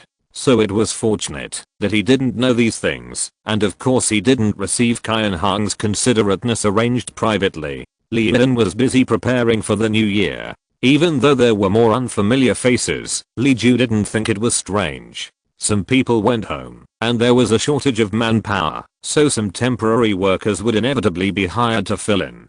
Everyone was busy on weekdays and rarely appeared in front of Li Ju. Now they were free, often gathered in groups of 3 or 5 to chat and work, which was dazzling. There were also those who stayed in the barren mountains for a long time. They also returned to the garden on vacation, so it was normal for them to be unfamiliar for a while. Li Ju's life didn't change much. He got up early to wash, exercise, eat, organize materials, write plans, inspect industries, etc. But Liyuan had changed. Li Ju couldn't help comparing the Li garden in the 3rd year with the previous 2 years. Compared with the 1st year, it was a complete change. There were only a few people celebrating the new year in the 1st year. Compared with last year, it actually felt completely new. This year, everyone was not only as energetic as last year, but also full of expectation and joy. Compared with last year, they were even more prosperous. Last year, the new clothes everyone wore were basically the work clothes issued by Li Garden, and they dressed up in a casual manner. This year, everyone was dressed in a riot of color, and even the housekeeper Wu added a small daffodil on his headscarf. The current atmosphere in Daeon was somewhat similar to that of the previous dynasty. They liked to wear gorgeous clothes, and both men and women had the custom of wearing flowers. However, Li Ju liked simplicity and did not like to be decorated. Therefore, under his leadership, the entire Li garden did not like to be decorated. But now it was the new year after all. The people in Kingshan outside who made money wore red headbands, pink scarves, peony patterns, pine, and bamboo ornaments, and looked gorgeous everywhere. So the people in Li Garden were more or less influenced and dressed up according to the season. It looks better. Last year, everyone was dressed the same during the spring festival. Except for Yu Yaoniang and others who had the leisure to dress up. Everyone else was really the same, like a primary school gathering. This year is good, the festive atmosphere is stronger, and everyone's decorations are varied, which also shows that everyone's living standards have improved. Li Ju just doesn't like decorations himself, which doesn't mean he doesn't like to see others dress up. Of course, it's okay for big and strong men like Leo Wu, Leo Wang, Ramsey and Chen to wear flowers, it's an eye-catcher. Chapter 186 New Year's Eve 1. On the morning of New Year's Eve, when Li Ju went out, he found that the Mutard did not follow him, and he felt a little strange. When he turned the corner, he saw that the mute was being pinned with flowers on his hair by Sanjiu, Chu Sanlang and others. Everyone was arguing, and when they saw Li Ju, they let go. Li Ju looked up and saw that Sanjiu and others were also dressed up, but the flowers they wore were different from the peach, apricot, and peony flowers outside, but rice ears, wheat ears and potato flowers. The rice ears on the heads of Sanjiu, Xiaolian, Yaoniang and other girls were decorated with red ribbons. Xiaolian and Yaoniang combed their hair into a double ring lily bun, with a golden rice ear on each side, and a red ribbon hanging on the corner of her cheek. The black hair and white skin were decorated with bright colors, and the newly cut red shirt and blue skirt made her look extremely lively. Zhao Sanjiu combed a simple cloud bun, and there was a half circle of wheat horns under the bun. It just so happened that Sanjiu was wearing a yellow dress with gold thread, a gold thread scarf on her hair, a little powder on her face, and a modern flower ornament given by Li Ju. When the sun shone on her, her whole body was golden, and her face was bright and rosy, like a goddess of harvest. On the 3rd and 18th day of the first lunar month, there were only 2 ears of rice and wheat and a few sweet potato vines inserted in the ears, and the dumb man who was being pinned with flowers also had a crooked ear of wheat on his head. Sanjiu took the initiative to explain, "Master, if everyone else wears flowers, wouldn't it be rebellion if we don't? It would make people feel uncomfortable. Besides, those who know will know that the master doesn't like decorations, while those who don't will think that the master is mistreating us." Yaoniang added, "These are made by my sister and I to pray for a good harvest next year. In the past 2 years, everyone wanted to wear flowers but couldn't. Outsiders, except for the county master, couldn't afford to wear them. It's just as the opera white-haired girl sings, other girls have flowers to wear, but we are too poor to buy them. This year, I heard that flower sellers are making a lot of money. My sister and I added silk and gauze flowers to the clothing store, and they are selling very well." Xiaolian handed over a cross-ear of rice and wheat hairpin, and Sanjiu said, "We also made one for the master. It's not expensive, but it takes a lot of thought. Master, please keep it. I hope that our Li garden will have a good harvest next year. Thank you for your good wishes." Li Ju accepted it and pinned a bunch of light and lovely rice and wheat ears on his hair scarf. Sanjiu and others breathed a sigh of relief. Some of them said blessings and some of them saluted with crossed arms. They bowed to Li Ju early. There are more people in Li Garden this year than last year. There will be more people coming to greet him later. I don't know if I can leave them time to talk to Li Ju. Sure enough, Li Ju didn't have a peaceful moment throughout the day. Wherever he went, people would gather around to greet him and chat. Li Ju simply put aside other things, lit a few braziers in the main hall, put a warm table and a quilt for warming the fire, and invited those who wanted to chat to sit down and chat. He just talked about family matters and listened to everyone's thoughts. Some people felt that the house was too small after getting married and wanted to move out, but they were reluctant to leave the good accommodation environment of Li Garden. Li Ju thought, isn't this just like the public housing of the unit? In the future, when there are too many people, there will always be too much room for them. Sooner or later, a few dormitories should be built for employees, and a group of construction workers can be given money and food. This can be done. Others can't help but think that this person is too much. Li Yuan is already very good, but he still cares about a shabby house. But this person argued that Li Yuan had agreed to give him a house a long time ago, and he should not give up this part of his power just because he married and had children in the middle of his life. Moreover, his wife took care of his daily life and cleaned the house on weekdays. Although his children were very young, they would definitely work for Li Yuan in the future, so it was not like he was eating and living for free. Li Ju agreed with his idea and readily agreed to build another residential park in the future for people with larger families to live in. Some people think that the current purchase is not very convenient. Sometimes he needs some parts temporarily. It takes one day to find a purchaser, another day to hand over the purchase to the logistics department, and one day to buy things. Finally, when the things are delivered, he has already paid for it himself. This is a bit beyond Li Ju's expectations. With the increase of members, the organizational structure will become more and more bloated, and the efficiency of many things will indeed decrease. Because its process is too simple, there is room for fraud. To solve a key point of fraud, another process must be introduced. With each link, the efficiency will of course decrease.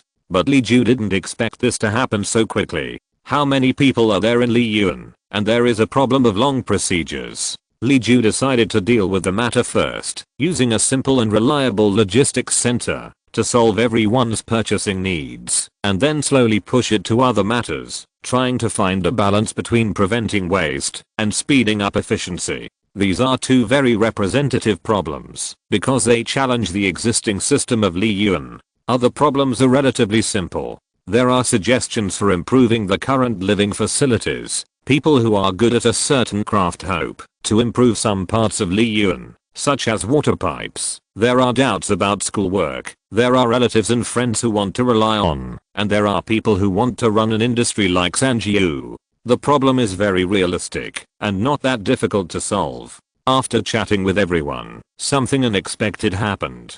People in Li Garden have suffered a lot before they came here. If you think about it carefully, everyone is a better person. Therefore, Li Ju has always known that holding a grievance meeting should be a good way to improve cohesion and resilience. However, everyone has only lived a good life for a few days, and many people's relatives are still struggling. The time is far from that time. Li Ju even feels that he will never have the time to hold a grievance meeting in his life unless he makes a mistake and causes the people in Li Garden to lose everything in their lives.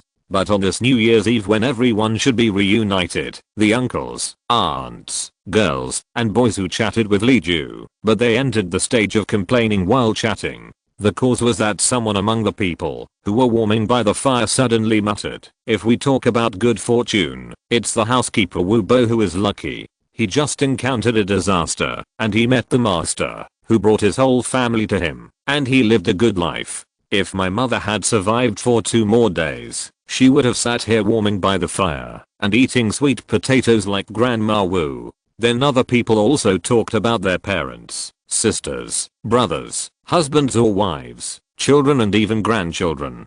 They were not as lucky as themselves and died quietly before Li Yuan appeared. Some people were sold by their relatives, but they didn't know whether it was better for them for such relatives to die or live. Chapter 187 New Year's Eve 2. Before the New Year's Eve dinner, everyone gathered together and talked about their sad past. It can be seen that the sadness that everyone deliberately put behind their minds was not really let go. On the contrary, because of the empathy ability of feeling the same thing, it gained a stronger appeal. Housekeeper Wu's family was destroyed because of blackmail from the landlord Wu. Jeteng sold himself into slavery because he had no money to treat his mother's illness and wanted to prevent his parents from drowning his sister. The dumb man was disabled and could not refute or resist when he was wrongly accused and bullied. Sanjiu's family was eaten up. Yu Yaoniang was sold as a child bride by her family and then sold again by her in-laws.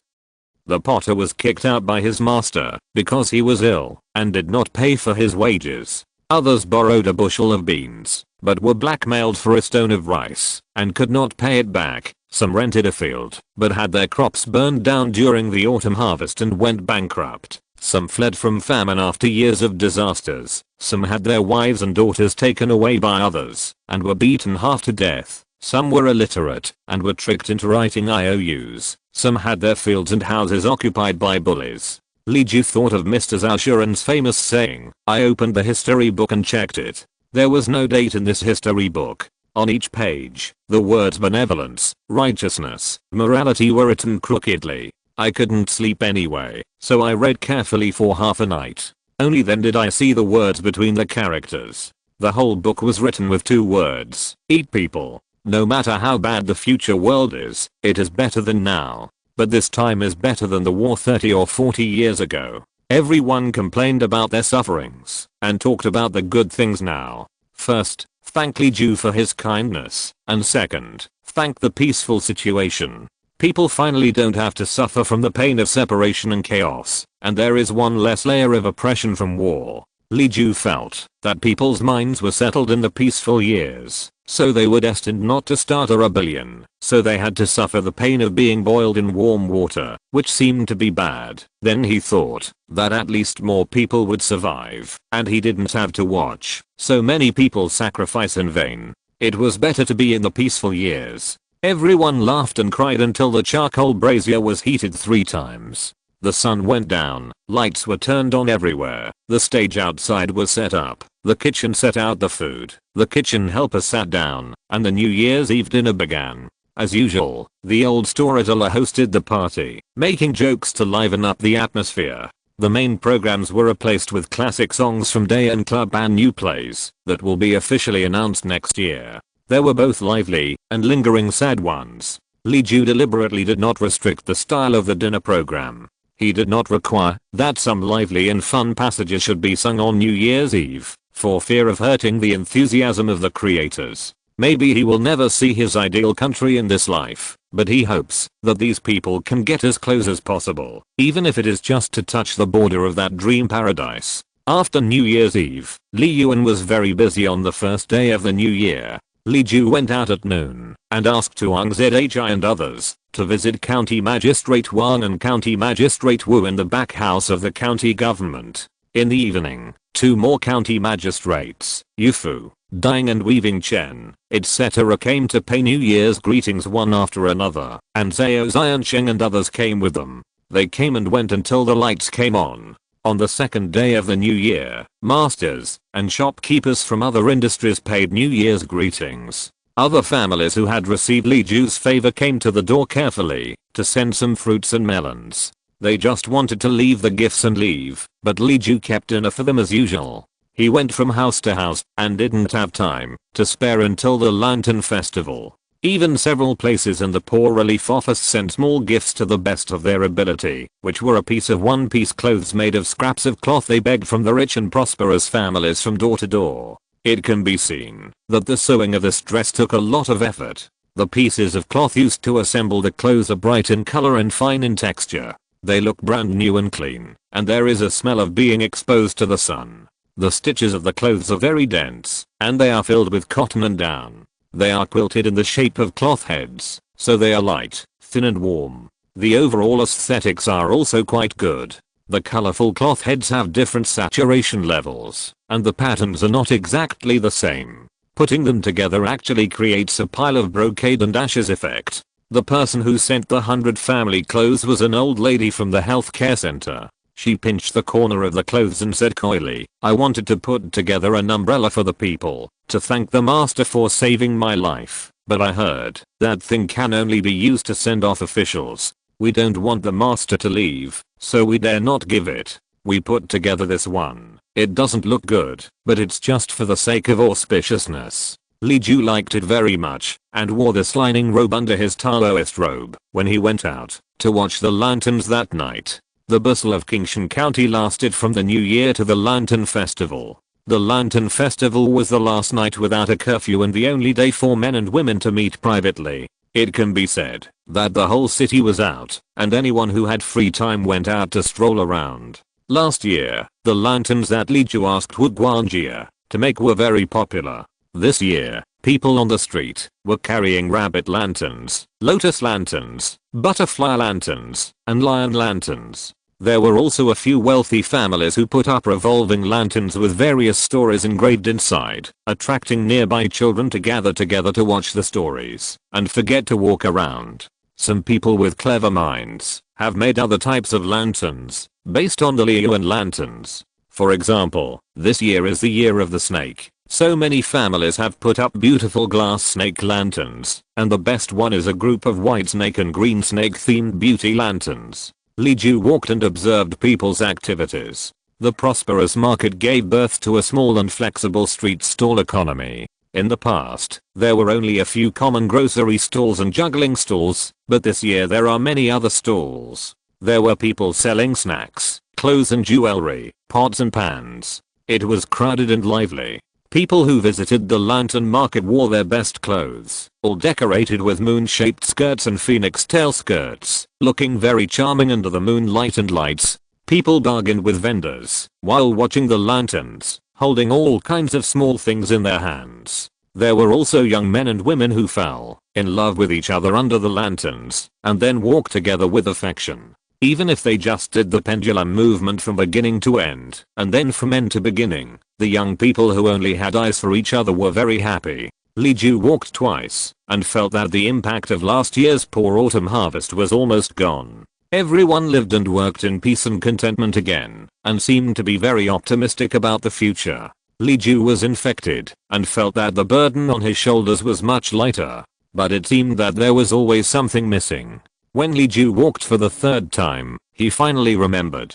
There are lanterns, but no lantern riddles, and the fun is half off. At this time, there were no formal riddles. The activity of guessing riddles was still at the level of secret language, or closer to the shooting cover written by Li Shangyan. This cultural level is a bit too advanced. For example, in Dream of Red Mansions, Kao Gon used the word to shoot and the word to cover. In fact, they were two riddles with the same answer. But Li Ju himself couldn't play this level of riddles, let alone the general public. Li Ju and his party walked to the lantern stall where the son and daughter-in-law of the housekeeper Wu were looking at. This year, the Liyuan lantern sold by his family was the largest rattan frame lantern with the zodiac sign of the dragon year turning into the snake year. It was beautifully dyed, and the lights were colorful. Whoever saw it couldn't walk. But they didn't sell this lantern, but just put it there to attract customers. People who were attracted would buy one or two small lanterns. When Wu's wife saw Li Ju coming, she clapped her hands and ran out to greet him. "Master, are you here to see me? My wife is making lanterns in the back." Chapter 188, Market Soars. The lanterns sold at Wu's stall were all Li Yuan's public account lanterns. The lanterns were made by Wu's housekeeper and several bamboo craftsmen apprentices. They received a salary and a commission. Wu's wife and Wu Shuangai also received a salary for watching the stall. Li Ju casually asked about the sales of various lanterns, and the results he got were similar to what he expected. He picked up a few pieces of red gauze for pasting lanterns from the side and asked for a pen for outlining. He handed the red gauze and pen to the mute. He read, and the mute wrote, "Riddle, linked a square inch, slanting moon and 3 stars. Right, guess a word on another line." The mute wrote it, blew the ink dry, and handed it to Li Ju. Li Ju used a thin thread to hang the red yarn under the big dragon turning snake lantern, and said to the onlookers, "This is a game in my family, called guessing lantern riddles. It means guessing the answer, based on the meaning of the riddle. Some people guess the answer by words. Some guess the answer by objects, and some guess the answer by riddles. Some people also bring small gifts to the riddles, and those who guess them correctly can take them away. I have given this riddle here. Those who guess it correctly can pick any lantern from the Lee Garden Lantern shop as a colored lantern, including this zodiac lantern. If anyone is willing to give a riddle to others, as long as the riddle is interesting and can be guessed, they can take a plum blossom lantern for free." When they heard that there was a prize, the people visiting the lantern market instantly became interested.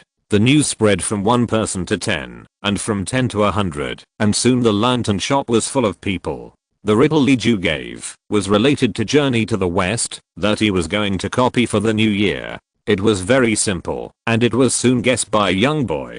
He did not force it, and did not take such a big dragon turning snake, but took the coil lantern that his fiancé liked. Li Ju wrote down a few more riddles to guess objects, and also a hellish single word riddle like a lonely sail with sorrow for separation. There are prizes, and everyone is guessing riddles together in public, which can arouse people's desire to win or lose at once. Many people who are eager to try gathered. Li Ju wrote the answer to Wu's wife, and left a few people who wanted to guess riddles to follow, and only took Sanjiu, Xiaolian, and the mute who didn't like to run out, to continue watching the lanterns. Thanks to the literacy rate in Qingshan County that was forcibly raised by Li Ju, lantern riddles soon became a trend. When Li Ju went back to the street for the second time, and walked on the way home, all the stalls on the roadside had hung up various lantern riddles. There are simple ones, and some that Li Ju couldn't guess, and there are also literati who really made a riddle to play with two people. That's right, in addition to lanterns, moonlight, and love, the lantern festival must also have lantern riddles. Moreover, this is a literati game that is appreciated by both the refined and the popular.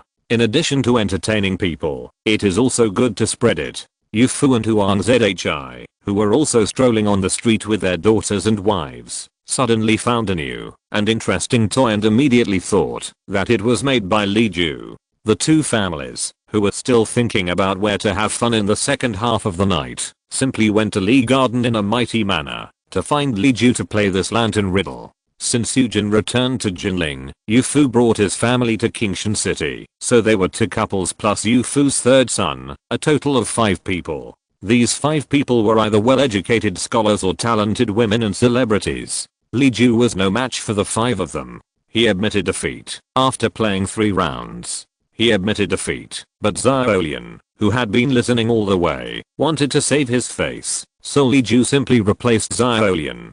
Xiaolian had a very active brain, learned a lot, and knew a lot of words. She had always been the best student in Li Garden School, and her learning progress was far better than Li Ju. Especially last year, when the dictionary was proofread, the scholars who proofread also taught the farmhands in Li Garden, when they had nothing to do. So Xiaolian also learned the 4 books and 5 classics that Li Ju had never taught. Xiaolian was not even 10 years old, still a yellow-haired girl, but she guessed 8 riddles and collected poems in a row, which made Huang Zhi and others look at her with new eyes, saying that Xiaolian would not be a disgrace to Li Ju, even if she was his son. Li Ju felt proud and smiled. I would like to have such a son or daughter, but it's a pity that the baby's mother is still flying in the sky. Huang Zhi and his wife knew that Li Ju was implicitly saying that he should not take advantage of the topic and talk to him about marrying a wife or concubines, and they were both amused and confused for a while. However, Li Ju was a bachelor, and the market of others was bullish for a while. There were many single people in Li Garden, and they were very popular with local matchmakers. Because they have money, houses, stable jobs, and generous masters, and they are not slaves, but have proper civilian household registration. Many people want to get close to one of them and follow them into Li Garden to enjoy the blessing of having a good meal 3 times a day. Especially Zhao Sanjiu, who is generous, has a fortune, and looks like a fairy. Her market value has been rising since she bought the Yuhua skirt last year. Now, there are even gentry among those who have asked people to mediate, and some good families are even willing to let one of their sons marry into Sanjiu's family. It was just that Sanjiu herself was not happy about it. In her words, after getting married, the wife's money is no longer her money, and her life is no longer her life. If it was someone I liked, it would be fine. But if I don't like her, why take the risk? And I have a maid.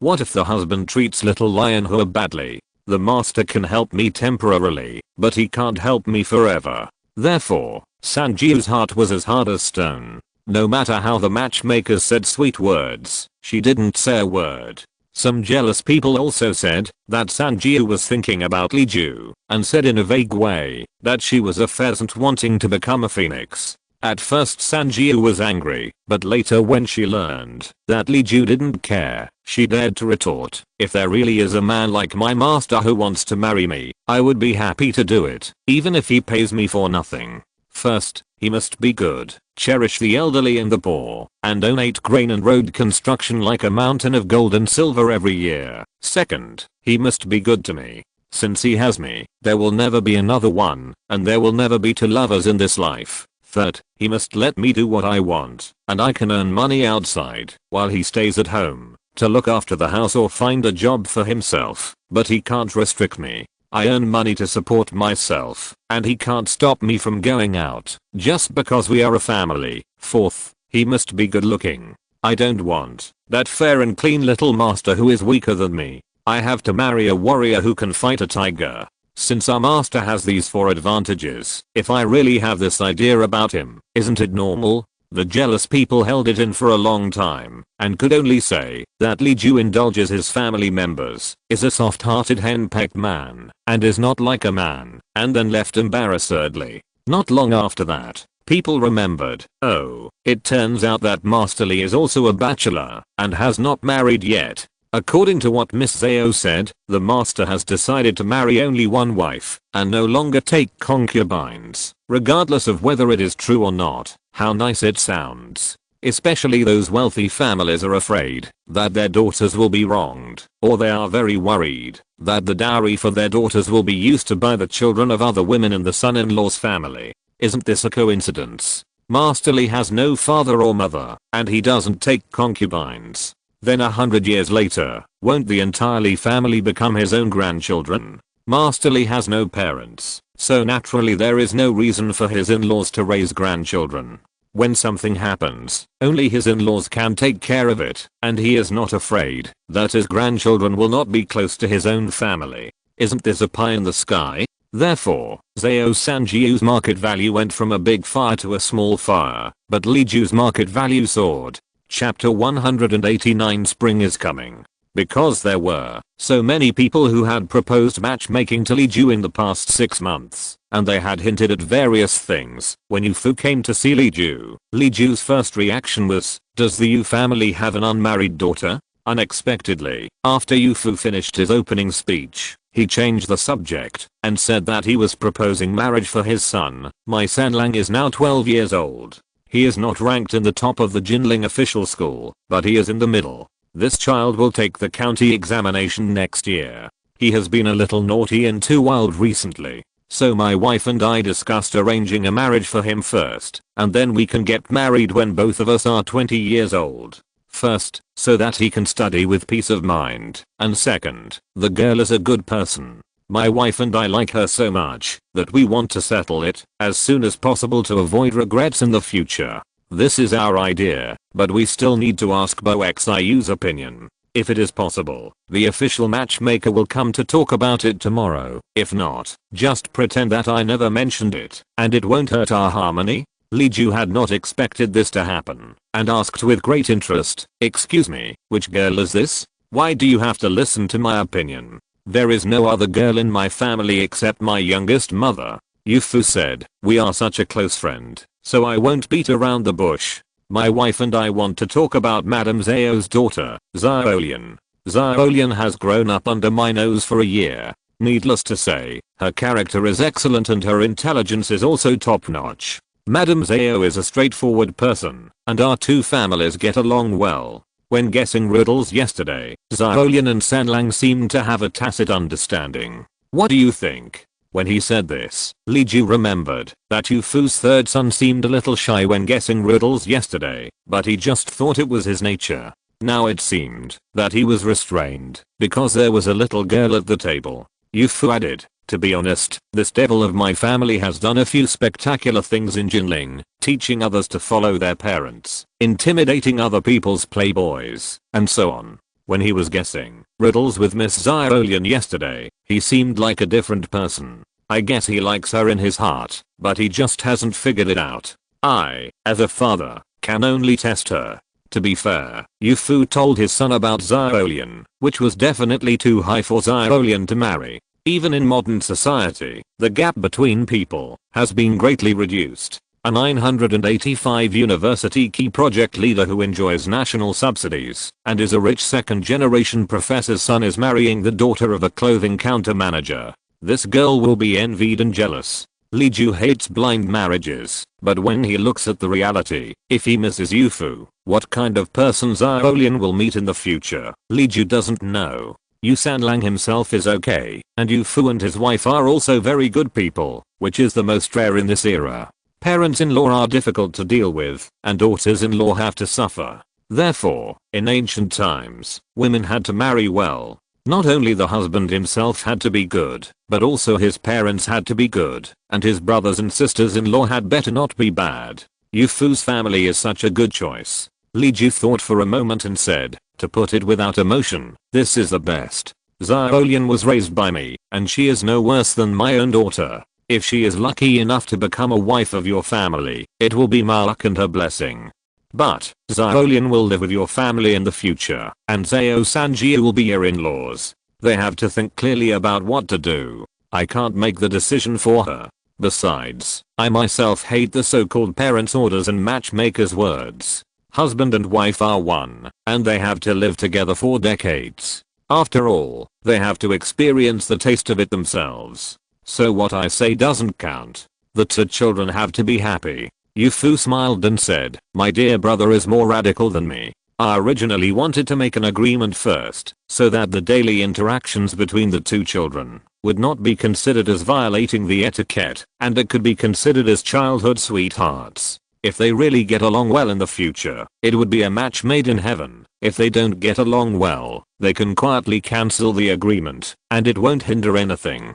But my dear brother thought that even the engagement should be put after the two of them are in love with each other. No wonder my dear brother's own marriage has become a difficult problem. Li Ju hurriedly begged for mercy and then asked someone to invite Sanjiu over. Yu Fu also invited his wife from next door, and the next thing was for the two women to negotiate. What was more unexpected to Li Ju was that Sanjiu did not immediately agree to the engagement. This marriage was good for Zhao Olian, and Sanjiu herself was also hesitant, but in the end, her hope for her daughter's happiness prevailed. Sanjiu wanted Zhao Olian to choose her own husband. As Li Ju said, if Zhao Olian liked it, whether it was a peddler or a farmer, woodcutter, fisherman, or herdsman, it was up to her. If she didn't like it, there was no need to force her to marry a good man.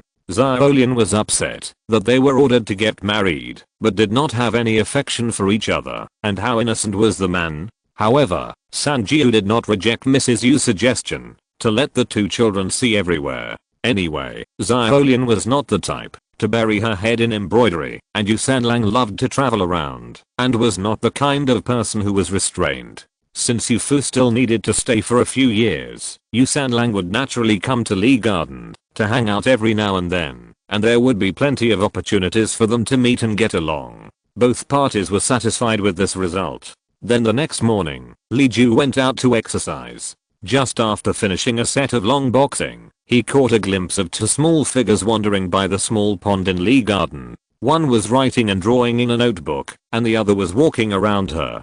Because the distance was too far, Li Ju could not hear what they were saying for a while. He only saw the situation. Anyway, Yu Sanlang couldn't wait to come to Zhao Olian's sister to get along early in the morning. Yes, this boy is smart enough. No wonder he wanted to settle down before the end of the first month after just meeting her on the 15th day. If they are still so cheerful and talking in this way after 10 or 8 years, they are indeed a perfect couple. Alas, Li Ju, who was a little resistant to marriage and having children, suddenly had a feeling that it would be nice to have a girl by his side. Li Ju walked away from the two young people and ran to the open space between the small building and the warehouse to continue practicing martial arts. The rockery in the house blocked the two little guys, so out of sight, out of mind.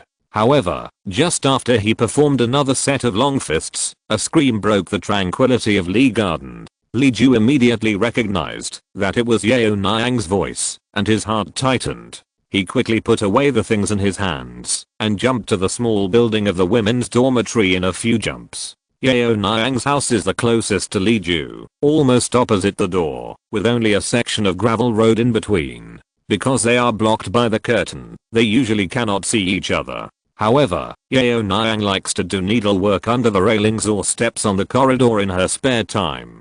She can see the path in front of Li Ju's door as soon as she looks up. If Li Ju needs it, Yaoniang can respond immediately. When Li Ju arrived, Sanjiu and others had already arrived. It turned out that Xiaolian got up early and went out that day. Sanjiu couldn't sleep well because of something on her mind. She woke up when her daughter moved. From the window on the second floor, she saw Yu Yaoniang wandering in the corridor from a distance. She was a little worried for a moment, so she couldn't sleep that night and had to sit up and think about her worries. As soon as Yaoniang called, Sanjiu woke up from her thoughts immediately, grabbed her coat and rushed downstairs, so she arrived earlier than Li Ju. When Li Ju came, Sanjiu had already figured out the general situation. She left the other girls to accompany Yaoniang and came out to push Li Ju out. Good master, it's none of your business, go and do your thing. If you're listening to this novel on a channel other than Fanfic World, it means they downloaded and uploaded it without effort. We cordially invite you to visit our channel, Mundo Fanfic Novelos. There you'll find the original version of this story and you can explore many other novels of various genres. We're waiting for you to immerse yourself in a world of incredible novels. Chapter 190 Spring Plowing is coming. Li Ju was in a daze and was pushed out of the door by Sanjiu. After staying outside for a while, he saw Wu's wife coming with a small bundle. Wu's wife saw Li Ju standing there stupidly and subconsciously hid the bundle in her hand. Li Ju suddenly realized what was going on and left in embarrassment. After lunch, it was time for the lunch break. Li Ju found a corner to sit and think about things. Sanjiu put down his bowl and chopsticks, rubbed his hands, and came to him. Master, are you still thinking about Yaoniang? Don't worry, it's a good thing. It won't cause any trouble. Li Ju responded a few times and suddenly said, I heard that drinking hot ginger and brown sugar water is good for you. From now on, all women who have menstruated will be given 2 teals of brown sugar and 7 eggs every month. What do you think? Sanjiu was stunned and his face flushed. How come you even know this? Don't you have a girl in your family? I also have mother. I was also raised by my mother. Li Ju patted his clothes. Accompany me to the warehouse and find something for you. My mother used to tinker with it. Yaoniang always acts like a child, and I forgot that she is also a big girl. So think about it. Xiaolian will be here soon. Li Ju kept muttering like an old nanny. He brought Sanjiu to the warehouse and asked her to wait at the door. He went up and carried a box down. It was full of X-dimensional space that he had asked the mute to unpack this morning. Li Ju, a grown man, blushed even more than Sanjiu. You, go back, study how to use it yourself. There are also instructions and so on. You and other girls can read it. This was made by my mother's generation, and I heard that girls like it very much. Because this thing is also used less and less, see if you can imitate something similar in your shop. That's all I have to say. After saying that, he threw the box in front of Sanjiu, as if his hands were burned, and actually took out a fan to fan himself, and walked away quickly while fanning himself. Sanjiu laughed twice, feeling that the omnipotent Master Li seemed to have something collapsed. If she could live to 500 years later, she would probably understand that this was a collapse of personality. At this moment, she only felt that Master Li had gained a bit more popularity as a living person, as if he had walked down from the altar. Sanjiu and others went to study the X-dimensional space, and soon they handed over the first generation of imitation version. Thanks to the looms and spinning wheels made by Li Ju, the textile industry in Qingshan County has been turning around very fast this year. Under the stimulation of high production, the research of various special fabrics is a matter of course. Sanjiu selected fabrics with different characteristics, added interlayers, and imitated a usable generation of Chen Mama. Later, with the collective efforts of other girls, the 3/5 version was improved. Soon, this convenient, clean and considerate Chen Mama became a trend among the female groups in Qingshan County, and the speed of expansion far exceeded the speed of the spread of pinyin and pencils in the previous year. Otherwise, how can we say that productivity is the first factor? Because what Sanjiu and others make depends on the productivity of girls at that stage and can liberate their productivity. It is too easy to spread in such a wide group. However, when Yaoniang heard that Li Ju came quickly that day and sent a box of Chen Mama to music clothing store because of her, she was so ashamed and angry. For several months after this, Yaoniang saw Li Ju running faster than a mouse seeing a cat, but Li Ju himself had put this matter behind his mind and was completely unaware of Yaoniang's sudden change of attitude. He just thought that Yaoniang had grown up and knew the difference between men and women. This was a good thing, so Li Ju just let her do what she wanted. However, a few days later, the weather was getting warmer day by day, and Li Garden was preparing for spring plowing again. This year's spring plowing was a bit special. Before turning the soil, Li Ju used a local method to ferment some natural fertilizers to fill the soil fertility. He harvested all the grains in the city, and it was not enough. He also raised chickens, ducks, geese, pigs, etc. on the barren hills, and covered them with straw, fallen leaves and dead grass. Because the temperature in winter was not high, in order to promote the efficiency of composting, Li Ju quietly put some bacteria in it, which just caught up with the spring plowing. Starting this year, the 1.5 acre land in Li Garden has been planted with high quality seeds carefully selected by teachers and students of the two schools of agriculture and biology. Another part is other varieties that are more distantly related. Different hybrid methods are used in different places, and a total of 6 completely different hybrid areas are combined. Of course, the part that can be left for each hybrid method is pitifully small. Therefore, Yu pulled out his own garden and turned it into an experimental field like Li Garden, just to plant more food and see more results. After Yu took the lead, Huang Zhi thought again and again, and also dug up the garden of this house and planted potatoes neatly. This batch of potatoes is to be hybridized, and the flowers can bloom until they bear fruit. Huang Zhi consoled himself. After all, they are beautiful flowers, so it's okay to treat them as a garden. Instead, his wife mocked him, saying, "People usually say that the best flower in the world is cotton, because it can shelter the poor and bring joy to the world. It's really your turn to shelter the poor and bring joy to the world, but you complain that this flower is not as good as that flower. You are really like Yi Gong who loves dragons and so on." Huang Zhi was not ashamed, but argued, "Cotton has only dead branches, rotten leaves, and cracked pods, but it can still be put in a vase for landscape. What can I do with potatoes that are lying on the ground?" But no matter what he said, the place was vacated anyway. Huang Zhi usually managed his own potato fields, which was no different from managing his own children. Li Ju made decisions and gave operational methods for the matters in the fields, and Yu and a group of students brought the old farmers to do the work. Li Ju watched for a few days, and seeing that everything was done well, he gradually relaxed his mind and continued to work on other things. The most important thing here is the factory on the barren mountain. As preparations for spring plowing began, people who had worked during the winter had to return to farm one after another, and for a while, many places were left uncultivated. Li Ju naturally supported this. Without enough food, all other industrialization was illusory. However, the people of King Niu village were an exception.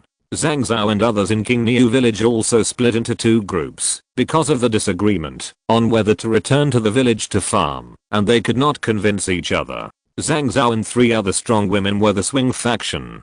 They could not let go of the land in the village, and they were also greedy for the positions in the textile factory. How difficult it is to pass the regular positions in the textile factory. In order to pass the exam, Zhang Zhao was determined to use a few days to choose so many words. Now she can write deeds and letters by herself. None of the others passed the exam once, and they all passed it by luck after Zhang Zhao helped teach them 3 or 4 times. Yaoniang made it clear that if there was no real shortage of people and Li Ju did not let them compete with the farmers for wages, it would be good if 2 of the 8 of them could stay. How could all 8 of them be there? If I leave today, who knows if I can come back to work after the autumn harvest? Others only think about the money in the factory, but Zhang Zhao, she is very sensitive to the communication with Yaoniang, and she is aware that it may be very difficult to subsidize the family by spinning on a hand-cranked spinning wheel in the future, and this factory must be the mainstream in the future.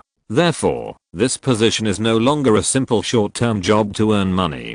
It is very likely to be a fast horse that even future generations will fight for in the next few decades. Chapter 191, or Thousand Waves. At the Liyuan factory on the barren hill, workers are still hesitating whether to go home, and far more stay and continue to work as workers. Those who want to go home have their reasons to go home, the most important of which is that they can't let go of their family's fields, which are their lifeblood.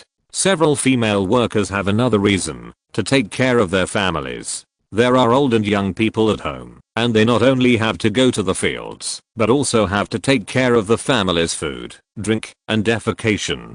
The factory is generous in paying, but I don't know how long it can be generous. What if there is no money in the middle of the year? They can't continue their industry, and the land will be abandoned. At most, they can collect some rent at the end of the year, which is of no use. Those who don't want to go home also have reasons not to go home. Their families are all in the village and are in dire straits, while Liyuan's factories are all in the county town, and people working in the county town are considered half-city dwellers. Moreover, taking into account the clothes, benefits, and meals provided by the factory, working in the factory for a month can be equivalent to the harvest of 1 acre of land. The work is not easy. If one person can feed the whole family, it is better to stay. Even if the factory closed in the middle of the year, it seemed that there was nothing wrong with turning into farmhands in the barren mountains. In any case, they were all people who could read and memorize the rules and regulations, and they had spent the past few months with the farmhands in the barren mountains, so they were all qualified Liyuan people. Zhang Zhao was reluctant to leave her family's land, but she was also reluctant to leave the factory full of hope. She was the most spiritual one. Yu Yaoniang had made it clear that she would apply for her to be the leader of Group A, where she could manage 2 people and her wages would be increased by 10%. In the end, Li Ju stepped forward to keep Zhang Zhao and several other backbones named by Yu Yaoniang. Zhang Zhao was easy to persuade. King Ni village was obviously reclaimed on the tidal flats, and it was bound to compete with the river for space. Although a few acres of land was good, it was not stable, because it was not available year after year. Zhang Zhao thought carefully, and found that the frequency of flooding at home was indeed increasing. She also taught herself some miscellaneous knowledge of Li Garden, and roughly understood the issues of soil and water conservation and the competition between people and water bodies. After comparing the two, she knew that what Li Ju said was true, and she had confidence in the factory, so after Li Ju's advice, Zhang Zhao decided to stay. Zhang Zhao was a decisive woman. Since she decided to stay for a long time, she simply went home and rented out the pitiful little land and house to relatives at a low price, completely giving up the idea. Li Ju persuaded 5 workers to stay, and he almost got depressed. At the beginning, he set the most stringent requirements for Li Garden to take in long-term workers. That is, the family must be broken, and there is no way to make a living before they can enter Li Garden as workers. In addition to the first reason, that he wanted to save as many people as possible, another consideration was that people with family property would always stay in their family property, and it was difficult for them to get rid of the shackles of the land. Only those who can completely separate from the land can become real industrial workers. 5 backbones including Zhang Zhao stayed, as well as the families of the craftsmen who made the mule machine. 7 people passed the assessment. A total of 12 people signed a 20-year employment contract with Li Ju, and officially became workers of Liyuan. From then on, they lived a social life of working from 9 to 5 with paid weekends off. Li Ju treated the workers very well, and even Zhang Zhao and others felt that it was too generous. Zhang Zhao wanted to work overtime to spin more yarn, but was stopped by Li Ju. Li Ju deliberately raised the price of workers too high, and also wanted to guide the excess labor force to transform into factories. This trick worked quite well. The long-term workers in the barren mountain, especially the younger ones, both men and women, watched the factory workers wearing neat work clothes to and from get off work every day, with a relaxed look between their eyebrows, and naturally envied them. With a goal, there is motivation, so they really worked hard to study and take the exam, in order to enter the factory. With the back and forth of the spindle car, Liyuan Textile Factory was on the right track. Although the 12 workers could only keep 2 mule machines working normally, the terrifying efficiency of the mule machine had begun to take shape. 12 workers who only work 4 hours a day can produce yarn more efficiently than 1,200 skilled women. When the consumption of cotton, linen and silk is counted every day, many nearby peasant women come to watch. People who are struggling to survive are most sensitive to two things: crisis and making money. Textile factories are in the most direct competition with traditional hand-woven textiles, so women who make a living by spinning and weaving are the first to feel the inescapable threat. The amount of yarn spun by the factory recorded by Li Yuan every day is simply a death warrant, but on the other hand, it is like a new path, leading to another way to make a fortune. Li Yuan not only has a textile factory, but also other factories, but the advantages of other factories are not as obvious as those of the spinning factory. The mule machine in the spinning factory is too complicated, and they may not be able to learn it, but the simple machines in other factories can be used, right? Let's not mention anything else, just the flying shuttle. There is no essential difference from the current loom, there should be no problem, right? Although the flying shuttle loom has improved the efficiency of weaving and doubled the width of the cloth, the flying shuttle's effect is not as outstanding as the mule loom, which directly raises the data by hundreds of times, and it does not make people feel afraid. The nearby peasant women listened to the terrible spinning volume and unknowingly convinced themselves and their families that they were willing to try the new path of industrialization. The solid output of the textile factory also set off a huge wave in Qingshan City.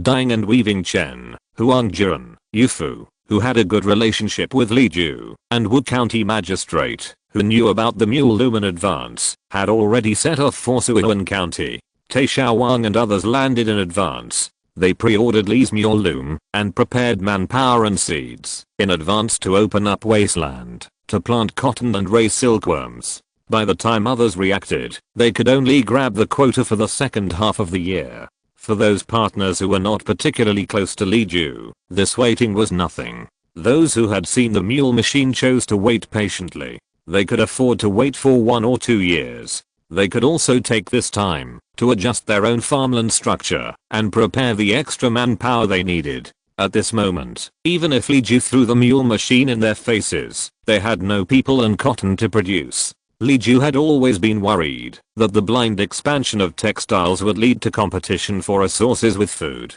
He could now indirectly control the production scale of cash crops by controlling the output of the mule machine. In the future, waiting for the mule machine would no longer be a secret. Where would the profit-seeking people direct the people's livelihood of this country? Li Ju had the answer in his heart. So he had to take advantage of the fact that he could still control the source of the production of the machinery in the past few years and solve the food problem thoroughly first. I hope that Yu Fu and others who had not received systematic training but were forced to do it would be powerful enough, otherwise he might have to use the core resources of modern plain storage. After all, there were only a few people who could consider the distant future.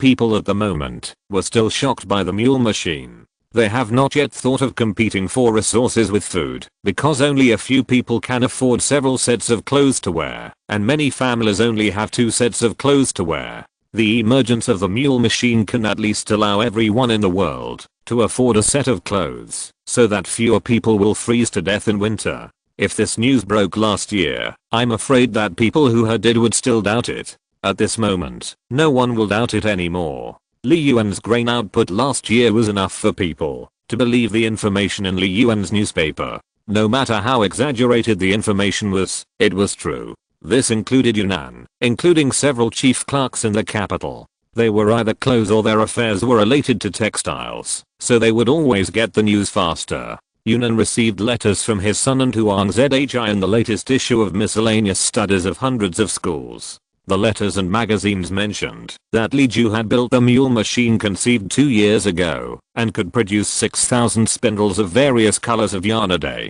Great.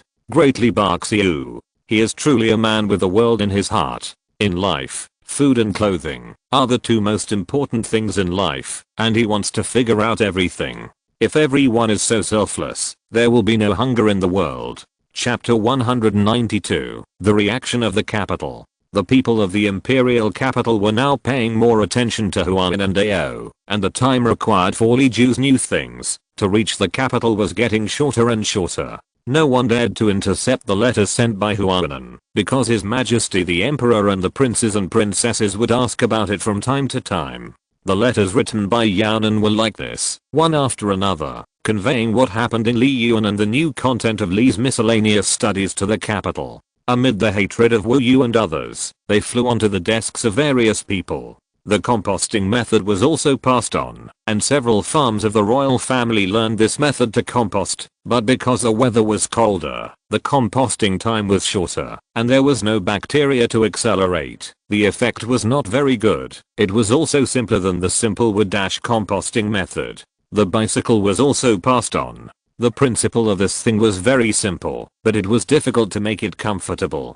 The prototype was polished out early, and the craftsman later spent a lot of effort to improve the parts and adjust the feel of use. If it were not for the spring plowing period, when people were busy with farming and could not spare time to do other things, this thing should have been mass-produced. At this moment, the finished product is ready, but Gong and several other full-time craftsmen are still mainly working on the size and processing methods of standardized assembly line production, so it has not yet been officially commercialized. Despite this, there are already hundreds of orders waiting to buy the car. The mule machine was later, and it was not until the spring plowing in the north that Zhang Zubu of the Ministry of Industry obtained it through a letter from his family, and then it was presented to the Ministry of Industry. At the same time, Xia Sima of Yanzhou South Road learned about this through his connections in the court, and he happened to know that there was a person in Yanzhou South Road who had also built a real mule machine. He wrote a letter to express that this thing was indeed powerful.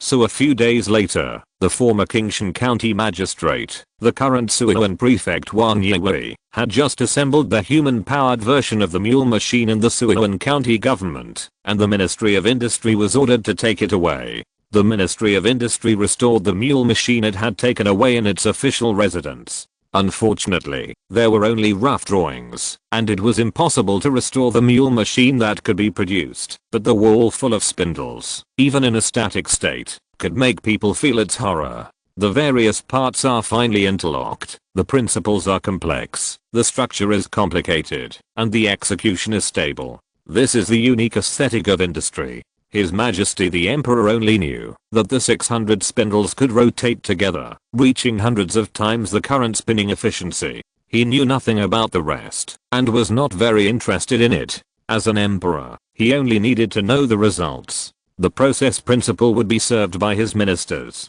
He gave an order to the Ministry of Industry, requiring them to assemble the mule machine correctly, as soon as possible, and ordered the eunuchs to record the matter, and put it aside. However, his little princess, the youngest princess, who discovered the correct use of the microscope, was full of interest in the mule machine. His Majesty the Emperor has not yet accurately understood the significance of industrial machinery. He feels that, although the mule machine is huge and monster-like, it is ultimately just a spinning machine. Spinning is a woman's specialty. It's great that his daughter is interested in this, because the little girl was born the latest, and looked the most beautiful. From the emperor, empress, concubines to her brothers and sisters, they all loved her more, and spoiled her to the point of lawlessness. She would never do anything that had anything to do with people. Although His Majesty the Emperor did not set any rules for his daughter to do or not do, it was just right for the little princess to focus on her duties as a daughter. Since the little princess intervened in this matter, it meant that other ladies in the capital and young boys had also noticed this new thing, including Wu Shanking from Wu Yu's family, and even the golden daughter-in-law of the imperial tutor, Princess Chengyang. Because she had never been pregnant, Princess Chengyang had always had a tense relationship with her mother-in-law. Madame Teifu did not dare to really offend her, so she could only be sarcastic in secret, which was more uncomfortable than an open knife. Princess Chengyang was gentle by nature and a very broad-minded person. She knew that, if she mentioned it to the palace, her parents would tear her mother-in-law apart, but she did not say anything about it, and she didn't take it too seriously. After all, she was her mother-in-law. What could she do about a divorce? Why make a fuss? The emperor and empress probably knew that their daughter was not very happy after marriage, but marriage was something that the couple had to live out. After a few years of adjustment, everything would be fine. In addition to being a backer for their daughter, they would think of giving their daughter a portion of any good things, to show the world that they loved their daughter. They couldn't do anything else for the time being. It didn't make sense to suppress the parents-in-law for the sake of their daughter. The little princess and Yaoniang were not the type to sit idly by. Yaoniang would argue with her stepmother at home. The little princess was raised by her elder sister, so she compared her elder sister to her mother, so she was particularly protective of her. She knew that her elder sister was unhappy, and although she didn't know the specific reason, she did the same thing as the emperor and empress. If there was something delicious or fun, the first person she thought of was her elder sister. This time was similar. When the little princess found out about the fun mule machine, she immediately thought of Princess Yu Yaoniang. So she pulled Princess Yu Yaoniang out of the Marquistaine's mansion and asked her to play with the mule machine together in the Ministry of Industry. Princess Yu Yaoniang was bored at that time. She was always being argued with by her mother-in-law when she was doing things at home. She didn't take it to heart, but it was really hard to live like this. As for the industries outside, it was just like that day after day. At most, it was a little interesting when new theories, new things or tributes from foreign countries were sent from Hualien Road. Her younger sister asked her to study the mule machine made by Li Yuan, and Princess Yu Yaoniang just treated it as a way to kill time. She didn't want to compare the drawings with the real objects, but Princess Yu Yaoniang and others were actually addicted to it. The assembly of the mule machine is like a huge puzzle, one ring after another, and it is very interesting to solve. Princess Yu Yaoniang had already felt the power of Li's miscellaneous knowledge when her younger sister was tossing the microscope, and when she thought about the mule machine, she admired it even more. Strangely enough, the mule loom was originally a very complex pure industrial system machine. The craftsmen hired by the Ministry of Industry had never come into contact with this kind of thinking before, and could not restore it well, but it was taken over by Princess Yu Yaoniang and the little princess. Looking at the spinning spindles spinning under the busy work of the eunuchs, Princess Yu Yaoniang finally smiled. "Mr. Li really didn't lie to me. It's really amazing." The little princess had not yet understood the benefits of improving the efficiency of spinning. She only knew that she had done something big again, so she became very proud and shouted that she wanted her parents to come and see. Princess Yu Yaoniang just smiled and watched her little sister and Yaoniang and others laughing together.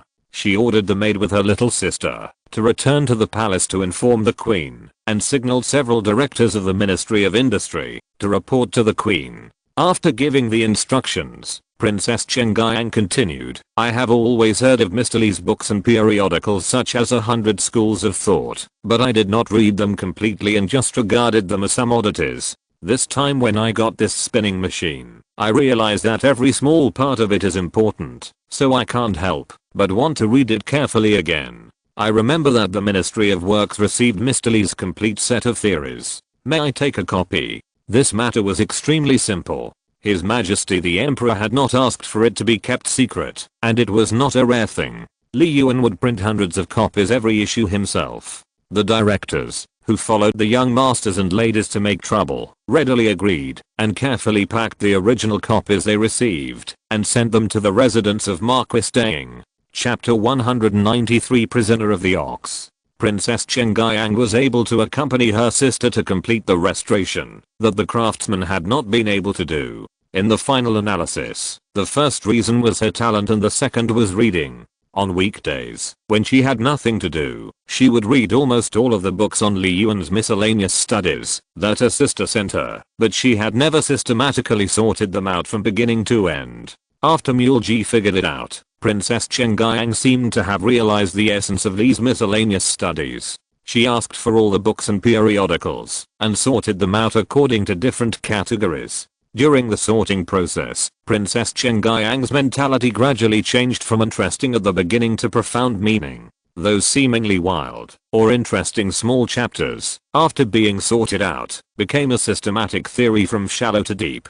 Even though the scholars in the capital, including the Grand Tutor, the Grand Secretary, and Zheng Shidao who came forward to protect Li Ju, occasionally used Li Yuan's theories in their daily lives, when Li Yuan's miscellaneous studies were mentioned seriously, they were often disdainful in their hearts, thinking that it was a thing to appease the common people. Only a few chief clerks and directors of the Ministry of Works paid more attention to the part involving agronomy, and at most the people of the Imperial Astronomical Bureau thought that Li Yuan's theory was helpful for them to observe the stars and understand climate change. At the beginning, Princess Yaoniang, like her father-in-law and husband, thought that Li Yuan's miscellaneous theories were really just for the boredom of the common people. It was not until she systematically and categorized all the theories that she could see the true meaning and really understand why Li Ju named them physics, geography and philosophy. The little princess preferred biology, but Princess Yaoniang preferred physics, especially astrophysics.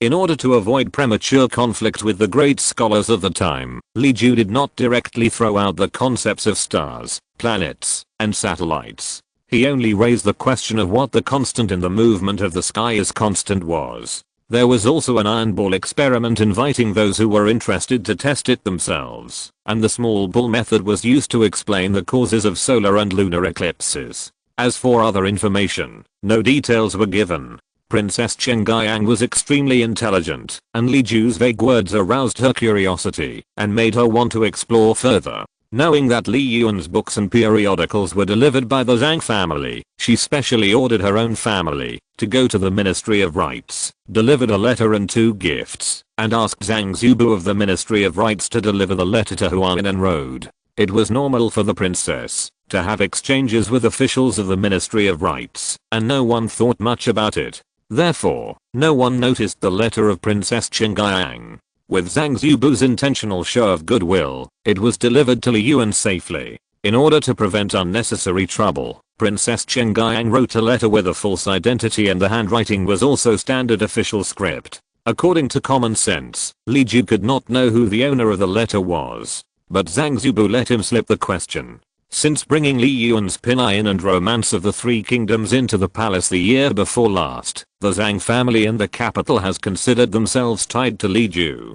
Their family had been mudlegged for 3 generations, and they successfully turned the tables and became new nobles by relying on the merits of their grandfather who fought for the world with Emperor Taizong. New nobles in this era mean no background, no understanding of the rules, and cannot play with real aristocratic families. Even though this Zhang family in Beijing is related to the other 2 Zhang families, they are still at the bottom of the contempt chain in the circle of the powerful. The people of the Zhang family in Beijing are not good at the imperial examinations. Most of them rely on donations and shadows to do some inconspicuous jobs, such as the chief clerks and directors of the Ministry of Rights, the Ministry of Works, and the Ministry of Punishment. They are not a problem for others, and there are many people. It doesn't matter to other families, but it is the easiest place for families like the Zhang family to get it. Therefore, at least 3 of the Zhang chief clerks with names and surnames are children of the Zhang family in Beijing. The Zhang family wanted to go further, but they had no outstanding children in their family. It was difficult for them to make progress in the imperial examinations and difficult for them to be granted titles. They originally wanted to take steady steps and marry into the noble scholarly family for several generations, but they were confused by Li Yuan's miscellaneous studies. What was the origin of the old Zhang family? They fought for military merits, but their roots were in agriculture. They may not understand the future of historical miscellaneous studies, but they can easily see the importance of Li's miscellaneous studies. They don't necessarily have to be tied to Li Ju, but it doesn't prevent them from selling well.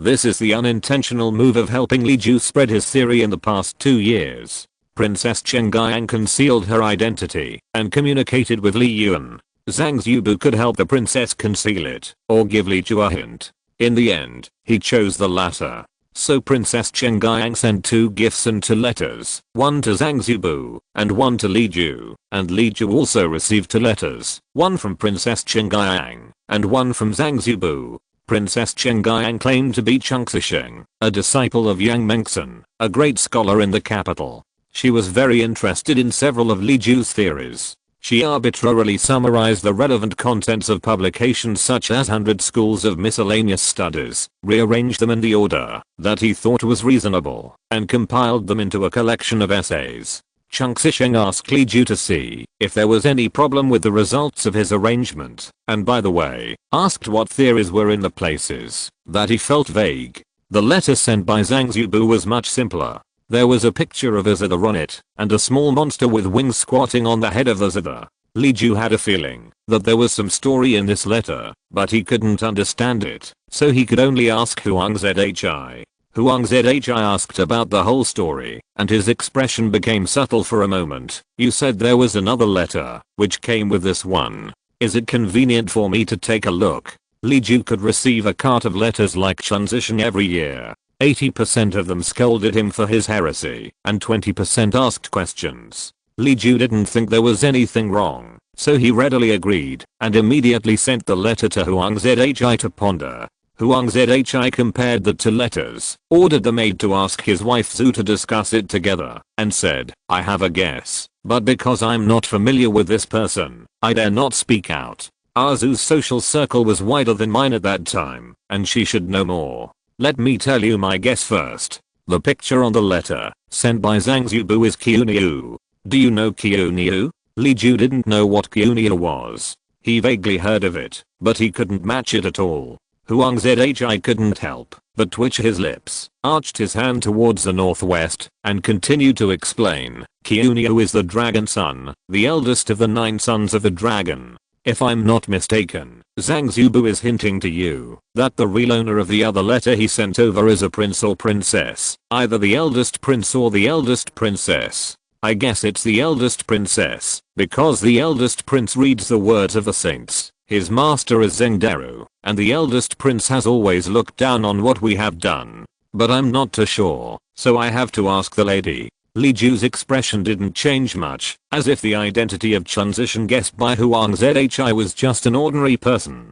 Huang Zhi knew his temper very well, and only said, if so, he is a member of the royal family. It's okay for you and me to talk privately, but if there are outsiders, you should show some caution on your face, to prevent people from saying that you are disrespectful. Li Ju said, okay, I don't need to. Chapter 194 News from the capital. Madame Zhu soon came with little Yuan.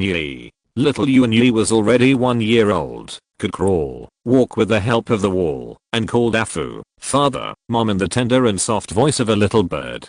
Huang Zhi and his wife's parenting strategy for their daughter was relatively normal, but not as doting as Li Ju. Yuan was already able to tell who indulged her more unconditionally at a young age, so she favored Li Ju more than her biological father and mother. Upon finding Li Ju by her side, little Yuan let go of her wet nurse and reached out to her godfather for a hug. Li Ju's heart melted, and he hurriedly hugged his little girl. What princess or prince, is it important? Not as cute as his little Yuan. Huang Zhi watched Li Ju concentrate on coaxing his daughter, sighed in his heart, and turned to discuss the matter with his wife. Zhu really knew more than Huang Zhi. After Huang Zhi told her the situation, Zhu asked for her consent and read the letter from Transition. She almost immediately confirmed that her husband's guess was correct. The real owner of the letter was the eldest Princess Qingyang. I think it was Your Highness. The tone in the letter is indeed Your Highness. I mentioned before that there is a friend who cares about the people, and I was talking about her husband, brother. Half of the letter is asking about agronomy, and why the farmers are poorer despite the increase in grain, etc. The entry point is very similar to Your Highness tone. There is also the hint from Zhang Zubu. He used the same method to hint that a lady who was in contact with us was Princess Qingyang. Li Ju looked up at the letter and said, why did this person help us? Zhu said, the time he helped us a few years ago should have been an accident. It was probably because his fiancé often came to our banquets, and he was worried that we would offend Princess Qingyang inadvertently, so he reminded us. As for him helping you today, that is a favor. He did you a favor, and you cannot deny this favor. You must repay it in the future. Li Ju really didn't know much about the matter. He just looked at Huang Zhi and his wife and asked, so, what should I do? Huang Zhi said, I have an impression of the Zhang family in the capital. Although their family members don't like to study, their character is not bad. I vaguely remember that their ancestor General Zhang Wening was an upright person, and the same was true when managing the family. If Baxu has no other plans, you can accept this favor. This favor is not big, and you don't need to do anything against your will to repay it. You owe them a favor, and you will have an excuse to get along with them in the future. There is another thing. Although Master Yu knows that Mr. Zheng has guaranteed you, Mr. Zheng may not support you in the future. You must have someone you can talk to. I think the Zhang family is good. Although they don't have any outstanding children, their son is studying with the prince. It is always more convenient to pass on a message than to an outsider.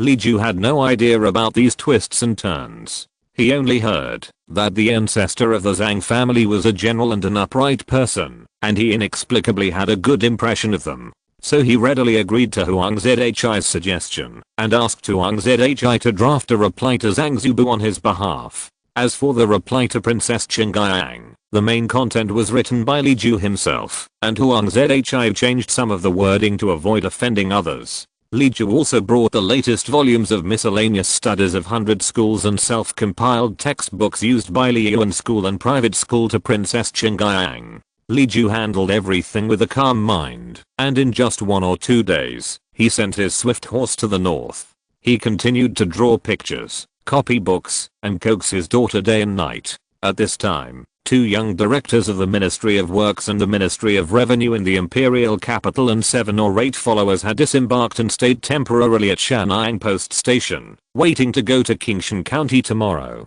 The 2 young directors, one surnamed Wang and the other surnamed Liu, were both in their 20s. They had just been added to the Ministry of Works and the Ministry of Revenue last year, and had just started their official duties, when they were sent to Huainan Road by the Emperor's imperial pen, ordering them to go to Liyuan to record in detail the bicycles, mule machines, shuttles, etc. produced by Liyuan, and their return date was to be determined. The mule machine in the imperial capital broke down after being used for a while. This time, no matter whether it was Qingyang or the craftsman, no one could do anything. His Majesty the Emperor did not have the patience to wait for them to figure it out. He counted on his fingers and found that there were a lot of new things piled up in Liyuan that had not been carefully recorded, so he simply sent someone to go there. The people sent to collect folk songs last year had not returned yet. It was a good opportunity to ask them to go together, so as to save the post station from receiving 2 trips.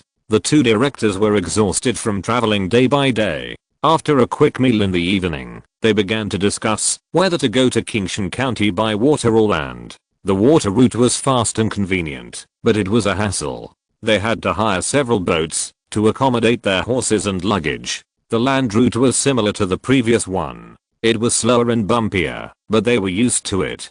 The 2 of them discussed the matter at the dinner table. The errand boy who did odd jobs for them in the post station said with a smile, "My lords, I'm sorry to bother you. My lords, you want to go to Qingshan County. Since you have horses, carriages and sedan chairs, it is best to go by land. The water route is comfortable, but the ships from Shangyang to Qingshan County are very tight. They are all booked 10 days in advance. All the ships are going to Qingshan County to transport goods and see the wonders. If you give the order and everyone finds a ship for you, it will take 3 days." The 2 directors were curious. 3 days? Why so long? Even the government's words are not effective. It works. Of course it doesn't. It only takes 3 days to find a boat. Without the government's name, it would take 10 days to find one. In the past 2 years, thanks to the business in Qingshan County, Shangyang has had a much better life. Our county governor has specifically instructed officials who travel back and forth not to obstruct merchants at will. That's why I said that, if you go to ask for a boat urgently now, you will definitely not get one within 3 days. The ships are looking at the date to pick up the cargo. If these ships are seized, there will be merchants who can't keep up. That's why I said that. The 2 directors said. Even so, the roads in the south are more muddy and wet. It has rained a lot recently, and there have been many cases of horses stumbling and cars getting stuck in the mud. All the way from Jinling to Shangyang, it's only better when we are on the boat. The road is too difficult to walk on. The errand boy boasted. The road from Shangyang to Qingshan County is much better than the road in Jinling. Thanks to Master Li, the road between the 2 places has been changed to a cement road, and it is very flat. Cement has been used in the capital, but it is only used in important places, such as embankments, Zouk Street at the South Gate, etc. The 2 directors have walked on them, and found them to be smooth and flat. Not to mention better than country roads, they are also much better than official roads. Due to the limited cement production, it has to be used first on river dams and embankments, So far only a few roads and bridges have been repaired sporadically.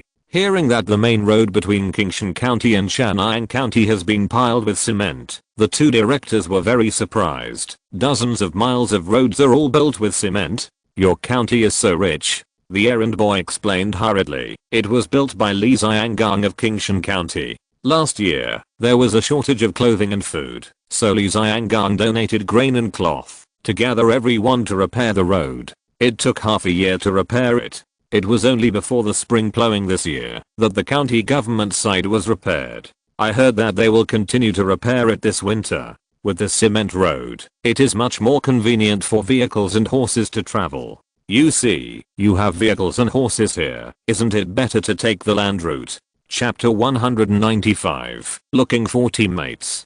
Directors Wang and Liu, who were ordered to come to Qingshan County to collect folk songs, followed the advice and chose to go to Liuan Qingshan County by land. There were already some bicycles running on the wide and flat cement official road. The product of He Gong's exploration experience is not unusable, but it is not easy to use. There are many people who are willing to make do with it. It is not a problem for the primary bicycle with the main structure of wood and the key parts of bailey and steel to run on the flat cement road. Those who have won the free trial qualification of Liuan bicycle through lottery are willing to ride outside, even if they have nothing to do, just to show off. He Gong presided over the improvement of several versions of the bicycle, which is more beautiful and comfortable, and is incomparable with the first generation of prototypes in Daijing, which attracted the attention of the two directors. They passed several small villages along the way. The closer they got to Qingshan County, the smoother the roads were, and the more peculiar the cars on the road were. Not only were there more bicycles, but three-wheeled bicycles were also not uncommon. After seeing a few more cars, the two directors understood why this thing was valued by the Ministry of Industry in Beijing.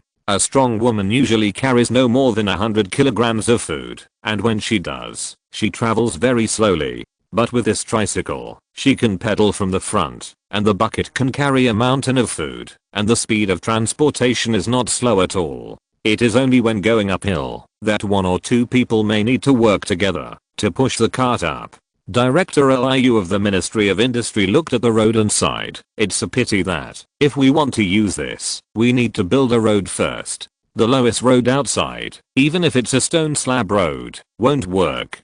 Director Wang said, no wonder Qingshan County has become a place that the people yearn for. Director, think about it. Such a road will naturally need people to maintain it. I just saw a few people carrying the flag of the road protection team, helping to repair cars, and helping to push carts. I calculated that there are at least 10 people walking around every day. In this way, from the construction of the road to the long-term use of this road, how many people can be fed by laborers and temporary workers? How much rice and grain does this place need to maintain it until now?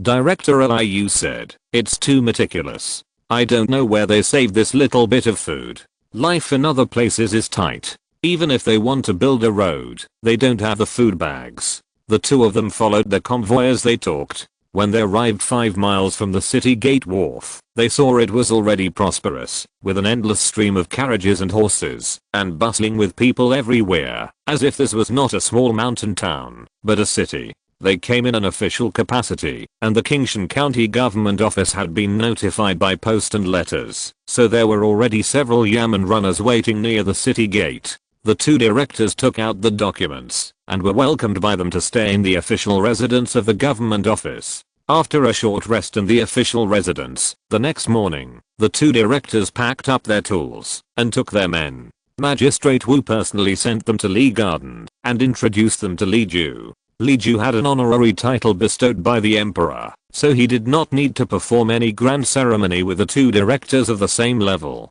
However, they were both Beijing officials, and Li Ju had an honorary title in the local area, so there was still a slight distinction between the superiors and the inferiors in the official system. Magistrate Wu knew that Li Ju was not very clear about this matter, and had already reminded him one by one in advance. Li Ju did not lose his courtesy in his response. After the reception, Li Ju formally asked about their intentions. After learning the exact needs, he suggested that they start recording from the shuttle and mule machine. After recording the mule machine, shuttle and even the pestle for oil pressing, they estimated that they should have a good sample of the bicycle. The two directors readily agreed and divided the work.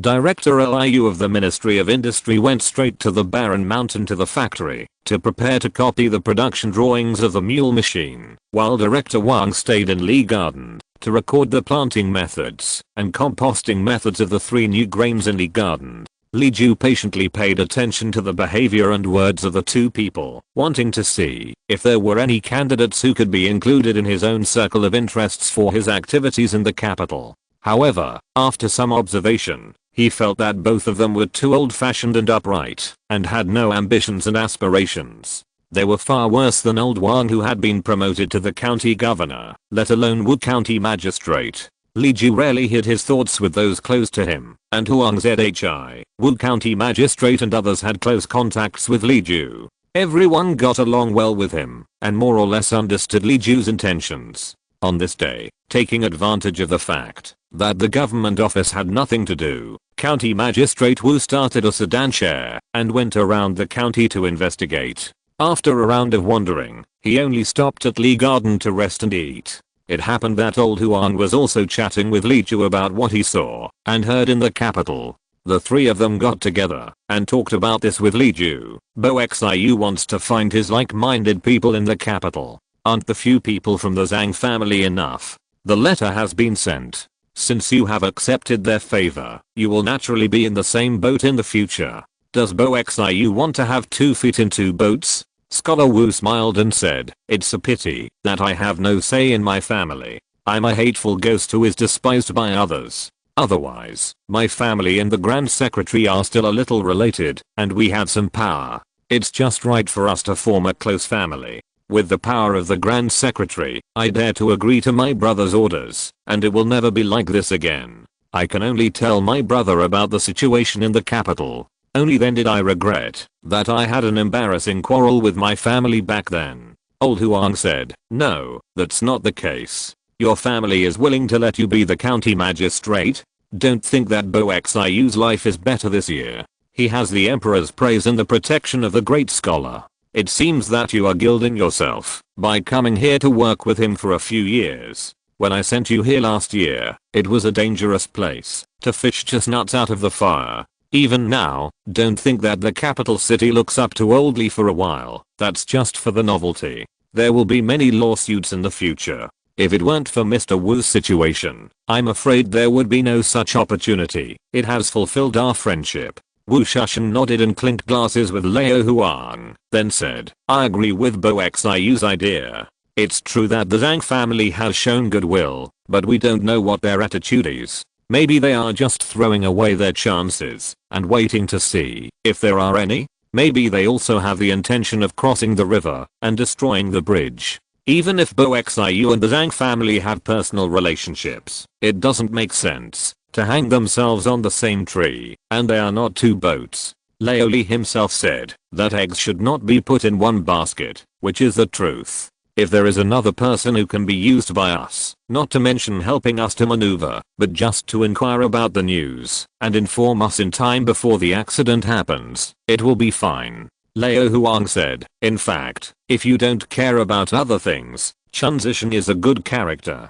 She has the same heart as the Zhang family and has a say. If there is really no other choice, it will definitely be a good idea to interact with her more." Li Ju said, "She is a woman. I'm embarrassed to use her. If we talk openly, or for the common aspirations, or have the same interests, we should help each other. What you said is to use it secretly. I always feel that it is not right." Wu Shushan did not know who Chun Zishan was. He only knew that the help from the old Zhang family was related to him, and even before today, he thought Chun Zishan was a man. Hearing this, Wu Shushan suddenly showed a strange smile on his face. "This is because you look down on girls, always thinking that they are not as good as you, and you should take care of them. For example, Yu Yaoniang, Miss Ao and others are better than many men. I will not mention it. I will tell you another thing, which will definitely open your eyes. You were framed by a woman, and if I had not been tortured by women since I was a child and had seen many secret methods, I'm afraid I would have been caught. If I really had not found that there was something wrong with a certain person, there might not be the three of us sitting here drinking tea. Chapter 196 Hooking Up. When Li Ju heard Wu Shusheng say that he had been framed, he was very surprised. I vaguely remember that I was much better to women than to men. How could someone frame me? Wu Shusheng smiled and said, when I first arrived in Chanyang, I needed someone to take care of my daily life, so I bought a servant girl named Chunyang. When she learned that I came to Qingshan County to visit you, she said that you were a sex-hungry ghost and a scum among humans. Naturally, I didn't believe it, and kept it in mind. When I got here, we hit it off from the first sight. Although I don't know what grudge you have against her, I have seen how you are. She doesn't behave properly, is lazy and gluttonous, and speaks without basis and without thinking. I have also seen this, and I don't believe what she says. But I didn't ask her why. Li Ju thought about it carefully in his mind for a long time before he remembered, so it was her. This is a long story. Li Ju started to talk about how Yu Yaoniang was sold, and kept talking about how he saved someone on the Lantern Festival 2 years ago and got embarrassed. He only omitted the fact that Yu Yaoniang escaped from marriage and asked for help. Wu Shusheng finally understood, so that's how it is. No wonder she didn't complain about you, but only about you being lustful. I thought about how beautiful Miss Zhao was, and you didn't even look away when you saw her, let alone a crude woman.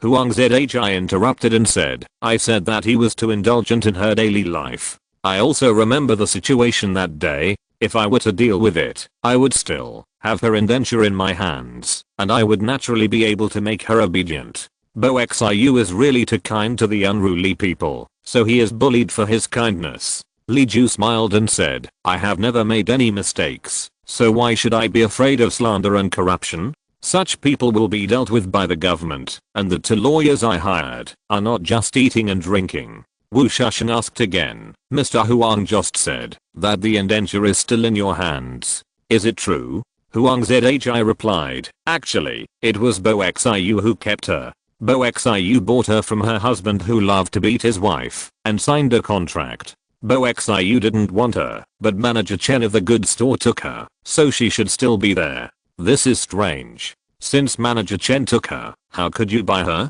She is still manager Chen's servant in name. Wu Shusheng clapped his hands and said, great, I was just worried that I had no reason to punish them. I will go to old Chen to get the contract and directly punish her and her previous owner for selling a slave twice. There is no ordinary person who is not afraid of a lawsuit, and it will be fine if we punish them. Wu Shusheng and Huang Zhi discussed how to deal with it. Although Li Ju didn't like to fight with others, he was not a saint who didn't know how to fight back when someone bullied him, so he didn't say a word and let them do their calculations. It was just that listening to them talking back and forth over trivial matters, he always felt that it was a waste of talent. After a while, Li Ju heard that their topic had already extended to the secret methods in the backyard. If he didn't bring it back, he didn't know how long they would talk about it, so he quickly interrupted and said, okay, old brothers, let's take a look at our business first. In the past, we relied on Brother Huang to ask your master to intercede for us, and Mr. Zheng to bless us.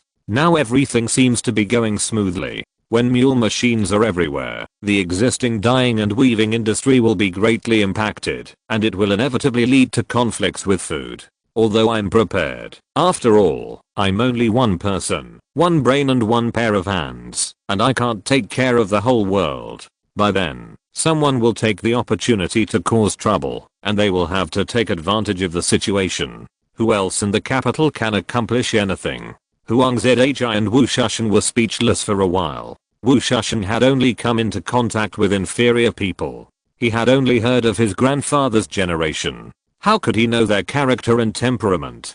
Huang Zhi had been away from the capital for nearly 10 years. 10 years was enough for the court to change 2 batches of senior officials. No one knew what the people he was close to back then were like now. The so-called human heart is fickle. After a long pause, among the women who were chatting and eating melon seeds in the inner room and occasionally listening, Mrs. Huangzu sighed, why not try to find Chung Zisheng? At least Chung Zisheng cares about the people and gets along well with the Baxiu brothers. At the same time, Chunksisheng has a pivotal position, which makes him capable of protecting us. If you agree, I will go and talk about this matter. Sanjiu, who was doing needlework with Zhu, also said, yes, I think what the madam said makes sense. Why don't you listen to it, sir? It's not a use to talk about it in advance. Huang Zhi and Wu Shusheng also advised, while persuading Chunksisheng, we can also ask about our old friends. We can also ask Master Yu to help check it. There is no conflict. This is also okay. Li Ju was pressed into the study by 2 assistants. He made a table of the progress of copying the miscellaneous books to Chunksisheng.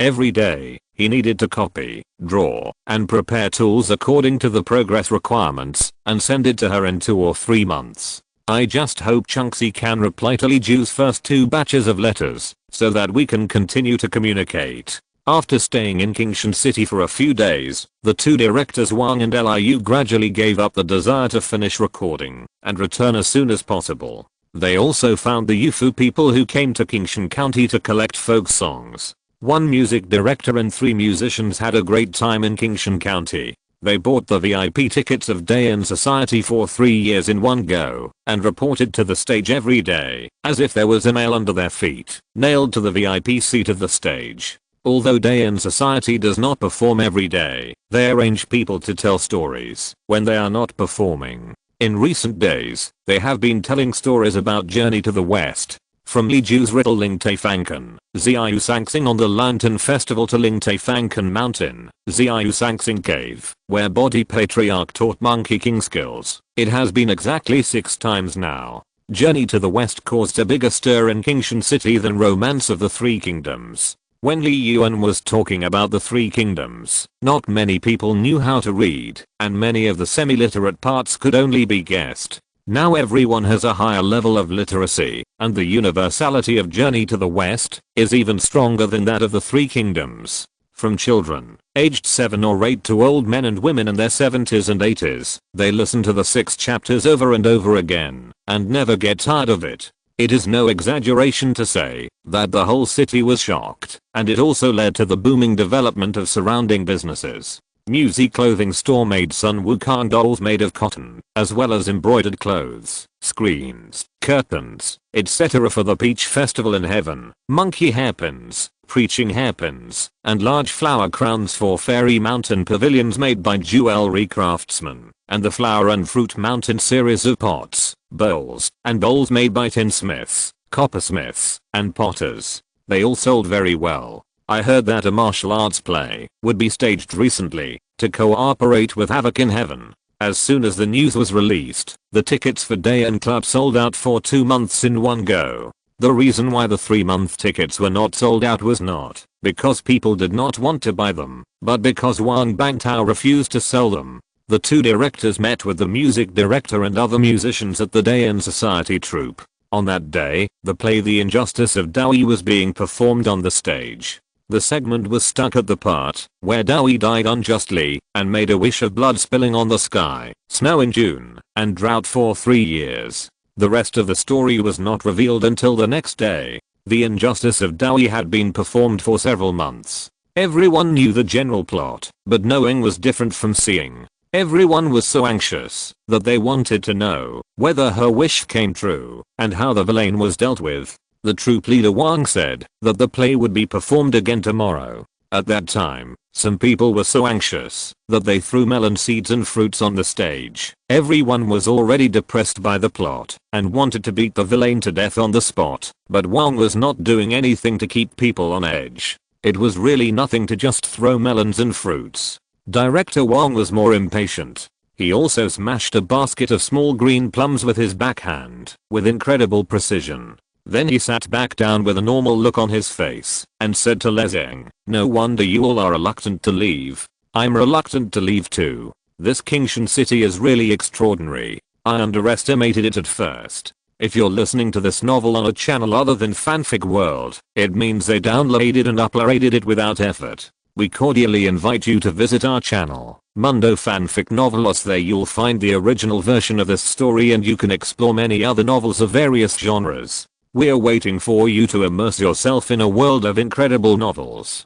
Chapter 197 Director Wang resigns. Before the two directors came to Kingshan City, they had learned that, although Kingshan City was small and not high-ranking, its economy was highly prosperous, and its handicrafts and commerce were extremely developed. Therefore, the people of the imperial capital imagined Kingshan City to be a place similar to the handicraft workshops gathering area in the capital. People wore dirty clothes, did not care about their appearance, and were busy between workshops and fields. This was the situation they imagined, based on their own experience, and based on the working conditions of long-term and short-term workers at that time. This imagination was not without basis. The speeding carriages and horses on the road outside Kingshan City, the crowded crowds on the docks, and the porters looking for work everywhere undoubtedly proved that the two directors' guesses were correct. But soon, the existence of the stage and opera troupe made them realize that they had guessed wrong.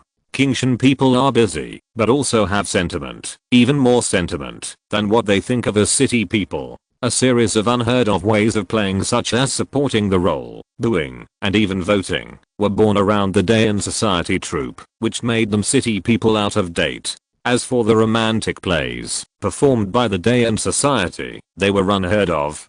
During the 4 plays performed by the Dayan society last year, only the well-informed people in Beijing heard that Yu Yaoniang had produced 4 unprecedented good plays. As for the previous plays such as White Snake, and the plays such as Havoc in Heaven and The Female Prince Consort, that were released this year, they didn't even know about them. At that time, people in Beijing thought that the so-called Kingshan opera was similar to the stories of the imperial banquets in the brothels and taverns. It was not until the two directors Wang and Liu saw the real Kingshan opera with their own eyes that they realized that they and the people in Beijing were frogs in the well. Then they took advantage of their spare time to go around the corners of Kingshan County a few more times, and only then did they realize that Kingshan City was unusual, and then they were reluctant to leave. Director Wang smashed 2 baskets of green plums on the stage and was still very angry. Director Liu hurriedly asked the neighbors and learned that the story behind it was still a good development, so he persuaded Director Wang to stay. After leaving the stage of Dayan Club, Director Wang was still unhappy. Director Liu and Lezeng persuaded him halfway. When passing by a row of houses between Liyuan and Dayan Club, Director Wang suddenly stopped and turned to go to the middle of the houses. Director Liu hurriedly followed him and saw that old Wang was standing in the middle of the houses and said to a few old men and women who were playing cards under a big elm tree, "Dear fathers, I want to buy a house here. I wonder who I can ask?" Director Liu was shocked when he heard it. He persuaded him for a long time, but old Wang refused to listen. Instead, he left his place of residence with those old people and asked them to tell him if they had any news. He would definitely not miss the reward, etc. Old Wang threw down half a pound of silver as a deposit before leaving. Director Liu said with a complaint, "What's wrong with you? We have to leave in September or October, so why are you buying a house? Are you planning to delay the emperor's mission?" Old Wang said, "After this mission, I want to resign and retire. I will be a drama fanatic in the alleys. Isn't it wonderful? You see, there are opportunities to make a fortune everywhere in Kingshan City. You and I can take advantage of these 6 months to buy some property and then take a teaching position like Mr. Huang. It is noble, simple, and we don't have to worry about having no money to spend. Now you and I even have to rent official uniforms from pawn shops. We have no power, can't afford gifts, and have no favors. If we continue to work hard, can we ever become prime ministers? It is better to get on this ship earlier and live happily for a few more years, right?"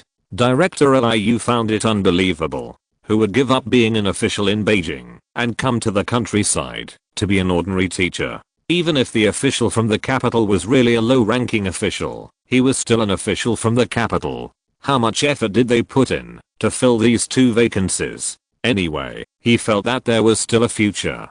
Could it be because he was appointed to the Ministry of Revenue, while old Wang was appointed to the Ministry of Works, which was the last of the Ministry of Personnel, Household Affairs, Rights, Soldiers, Criminal Affairs and Workers, that he felt that his future was worrying? When Director Wang was in the Ministry of Works, he had heard many colleagues praise the ingenuity of the machinery sent by Kingshan City. What he saw with his own eyes these days was even better than the rumors. He was a decisive person, so he made a decision directly. He also knew that director Liu still had expectations and didn't quite understand him. He couldn't persuade him, so he just made the decision for himself.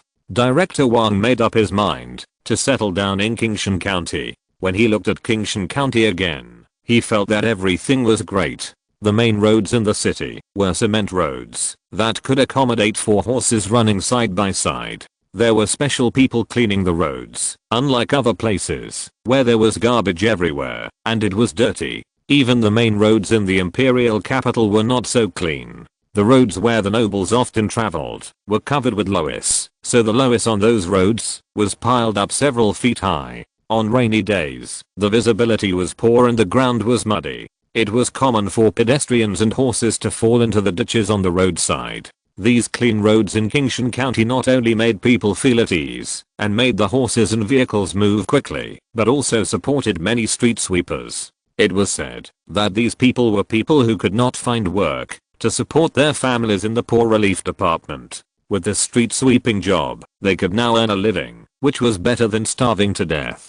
The money and food for paying their wages were jointly borne by the local joint venture, and the county government also contributed a little symbolically. These were only responsible for cleaning the streets. There were also many more professional and subdivided small teams such as the fire brigade and the road maintenance team. For example, the road maintenance team that the 2 directors saw on the road between Shangyang and Qingshan was this kind of team. They are mainly composed of strong and healthy men, both men and women, mainly soldiers who have no way out after retirement, supplemented by people who have left the land. There are about 100 people in the whole city. They protect the safety of the people in Qingshan City very well and maintain the normal operation of the transportation industry based on cement roads.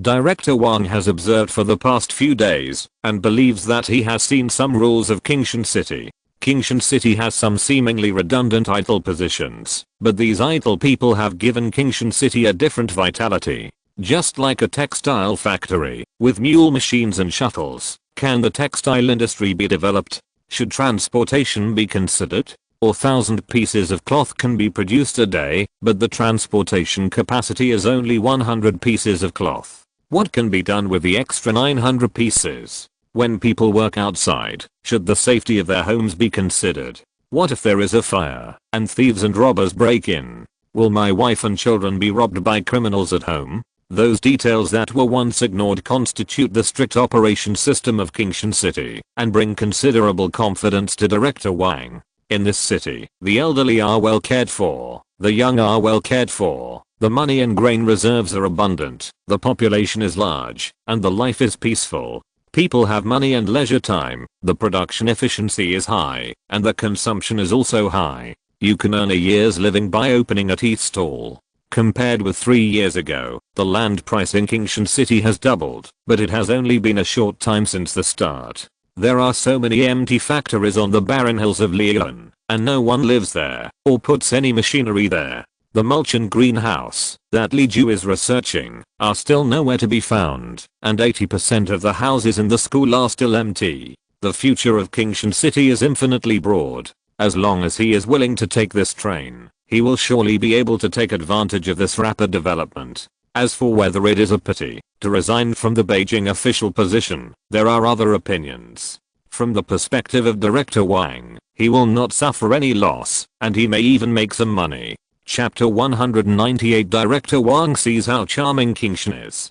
Director Wang plans to settle in Qingshan County so that he can eat meat and drink soup with Li Ju as soon as possible, while his ancestral home will still be retained in the capital. In this way, when his children study in Jiangnan in the future, they can hire famous teachers. Even a teacher in a county town is Huang Zhi, who almost passed the imperial examination and is well known for his studies. It can be seen how strong the teaching staff in Jiangnan is. The children are taught by famous teachers, but they take the imperial examination in the capital, enjoying the top educational resources and the simplest imperial examination competition at the same time, which is perfect. He has no confidence in his career, because he has no power, and is not very good at the imperial examination. He still relies on his wife's relationship, to make up for such a director. He knows his own abilities and talents, and knows that his limit is just the situation of a member of the Ministry of Works who is retired.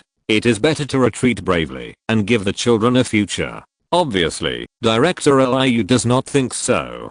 Indeed, the difference between the Ministry of Households and the Ministry of Works is too big. Director Wang and Director Liu could not convince each other, but they were all adults and would not let such a small disagreement affect their duties. They still went in and out together every day to supervise and record, and only went their separate ways in the afternoon. When Li Ju heard that Director Wang was looking for a house, he could not help but look up to him. Seeing that Director Wang's drawings of farm tools and equipment were complete, and he learned 3-view drawing quickly, he had some good feelings for him, so he asked Engineer He for 2 bicycles for the 2 directors to ride around. Director Wang could take a sedan chair or a car when he went out, but it was not as comfortable as this bicycle.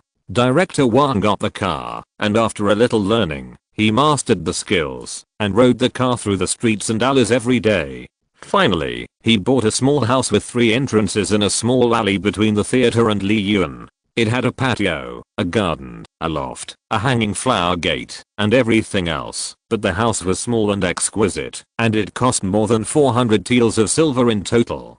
Director Wang had to borrow the money from Huang Zhi by writing an IOU. He simply borrowed 1,000 taels of silver and 1,000 kilograms of grain to buy a house and land, and also asked Engineer He to reserve a mule machine for next year. Finally, he asked Wang Dechen to buy a couple from the pawnbroker to look after the house and do some cleaning, and rented out the purchased land for a year. It took more than a month to finish all the work. Director Wang checked the land deed, house deed, and personal deed, and put them among the valuables. He counted on his fingers and couldn't help but love Qingshan County even more. It might take 3 months to complete all these things in the imperial capital, and he would have to deal with the clerks in the middle so that they would not delay or hinder. But in Qingshan City, he got it done smoothly before he even showed his identity. It goes without saying that Qingshan City has convenient roads and clear property assets. The people who come to work along the way are very smart, and the clerks in the government office are all practical, which is even more valuable. This requires a high literacy rate for ordinary people and a high degree of familiarity with government office work, which is definitely not possible in the imperial capital. No one in the imperial capital can recognize words, let alone help to sort out documents. Director Wang's determination to stay in Qingshan County has become more determined. The peddlers in Qingshan County have learned to recognize words. In time, there must be several times more scholars than outside. With more scholars, the level of knowledge will naturally rise. Famous teachers from all over the country will surely gradually gather here. By then, it will be difficult to keep up with the progress of Qingshan County. While Director Wang was doing his own private work, Engineer He finally completed the first complete bicycle assembly line that includes the production needs of parts. Although it only looks like an assembly line and all processes require manpower to complete, it can still be regarded as a standardized production line with modern significance. The size of each component is strictly limited to ensure that when the finished product is damaged and needs to be replaced with a new part, it can be matched perfectly so as to extend the service life of the tool and meet the requirements of off-site assembly and replacement. This standardization means that confidentiality is greatly improved, and at the same time, the requirements for craftsmen are greatly reduced. Many smaller jobs are just for a living, and their technical skills are just so-so. If you ask them to tinker with a car, they can't do it, but they have no problem processing the same parts all year round. Maybe they can even produce a group of 8th level technicians who can do it with their eyes closed. Li Ju happily gave a bonus, and then immediately threw out the next question, asking He Gong to bring his small team to find a potter to work out the glass blowing technology and the flat glass making technology. It can't be 2 or 3 wheels. It depends on the water and heat environment and the soil fertility of the land. Li Ju wants to use mulch and greenhouses to reduce the requirements of crop rotation on the natural environment. Mulch can advance the time of sowing, and greenhouses can extend the time of cultivation. Both are important tools for increasing grain income. In order to achieve 2 to 3 crops a year and increase the grain production per unit area of land, glass greenhouses are necessary. Li Ju's idea is very simple. The mulch film that relies on chemical companies cannot be produced for the time being, but can't the glass that has appeared in this era be produced? Hurry up and do some of these important scientific research while the factory is idle during the busy farming season. In this way, everyone will have time to toss about the commercial application of scientific research results during the slack farming season. Unless Kingshan County can further expand its territory and absorb manpower, the labor force in Kingshan County will definitely become more and more tight. Considering that he doesn't know how long he will stay in Kingshan County, it is always right to leave some assets for Kingshan County as soon as possible. Kingshan County is located in the south of the Yangtze River, where 2 or even 3 crops can be harvested a year. Specifically, in a certain year, the key issue that has always restricted industrial development and made Li Ju dare not let go of the textile industry and coal industry is grain production. Being able to make a glass greenhouse can always solve one aspect of the constraints. Fortunately, the sea ban was lifted this year. The cheap small commodities in Li Ju's hands, as well as some of the cloth currently produced by the textile factory, are all sold to neighboring countries through the Shibosi and converted into money and food to be sent back continuously. Overseas trade prevented them from entering the local market directly, providing some buffer zones and not impacting the local single economic system. What Li Ju is doing is observing, introducing industrial products to the market, and raising grain production. Ordinary people have no surplus wealth or grain. Such an economic environment is too fragile and cannot withstand any disturbance. Li Ju can only adjust and promote it cautiously, as if sliding on the tightrope of people's livelihood economy. The weather this year is better than last year. It rains when it should rain, and it is sunny when it should be sunny. The crops in the fields are green and growing very well. Many families are ready to plant another round of autumn wheat this year. People take care of them carefully according to the habits of crops, and it is really difficult to free up manpower to do other things. The textile factory, which has attracted much attention, can only produce intermittently. Occasionally, when there is a shortage of manpower on the barren hills and a shortage of short-term workers, the workers of the textile factory have to rush to help with some farm work. Zhang Zhao and others were already workers, but they were workers who came from the farmland after all. Their attachment to the land and their cherishment of crops were ingrained in their bones and flowed in their blood. Without Li Ju's orders, they took the initiative to offer to work overtime to help with the work in the fields when they saw that they were too busy to handle the work in the fields. Chapter 199. The first migrant worker village appears. This year is expected to be a good year, and farmers in all villages are seizing every opportunity to grow crops in every corner. In the past, when there was a little leisure, the textile factory worked in 3 shifts to produce a lot of yarn and put it in the warehouse. Now there are not enough women weaving cloth, so it has not been digested.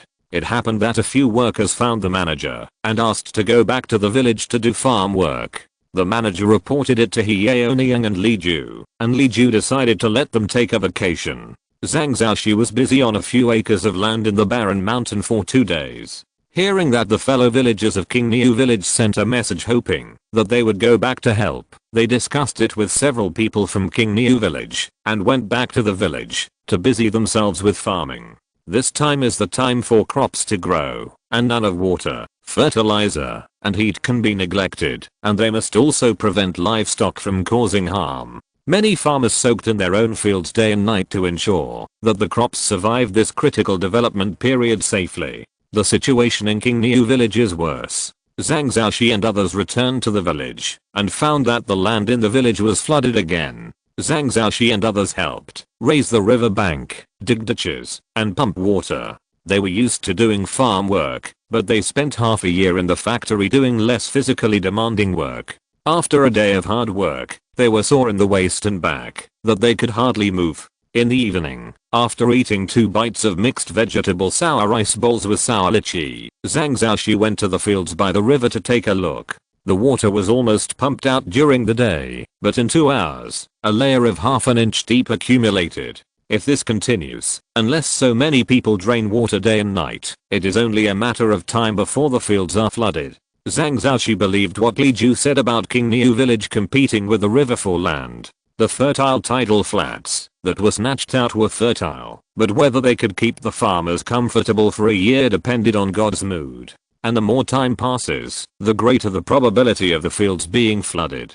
Zhang Zhaoxi was silent for 2 days, and then with the courage to burn her boats, she went to the village chief to discuss with her to take some of the villagers to the factory in the city to find work. She was responsible for teaching everyone to read, take exams, and operate machines. As long as they passed the exam and entered the factory, it would be easier than digging for food in the fields. People who entered the factory earned money to buy livestock, clothes, etc., and they could also open up the wasteland near the mountain. They could also learn the composting method of Li Yuan, or buy fertilizer separately, so that they would not have to compete with the river for space in the future. The village chief had been a little tempted when she returned to the village. Zhang Zhaoxi was completely different from before. In the past, Zhang Zhaoxi was pale and thin, and it was difficult to tell whether she was a man or a woman. She was just an ordinary village woman. But Zhang Zhaoxi who came back this time was stronger and her face was fairer. Her black hair was neatly braided into a smooth braid, and she had a red hairband on her head. She was dressed neatly, and spoke with the accent of Qingshan County. She looked as if she was 10 years younger with a smile on her face. She was no longer timid when she walked, but was very relaxed and generous.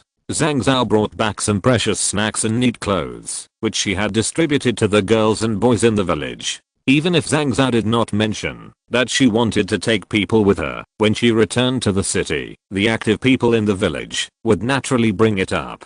Zhang Zhao took the initiative to talk to him about this matter, and the village chief relaxed his brows and said, I also have this plan, but I'm embarrassed to tell you. If you have this idea, that's great. I will call everyone together and see how many people can be persuaded to go. If there are a few people who can support themselves like you and help everyone, that would be great. This year's situation is thanks to Mr. Lee for the seeds. If the fields are still flooded by the river, who can I borrow grain from next year? I can't bring myself to go to the Lee family to complain again. After the village chief finished speaking, he called his children and wives, and notified the assembly door by door, and then took advantage of the late sunset and the time when the road could be seen clearly, and directly conveyed Zhang Zhao's intentions to everyone. Everyone saw and remembered how Zhang Zhaoxi behaved when she left, and how she behaved when she came back. As the village head said, even if Zhang Zhaoxi didn't mention it herself, they would have offered to follow her.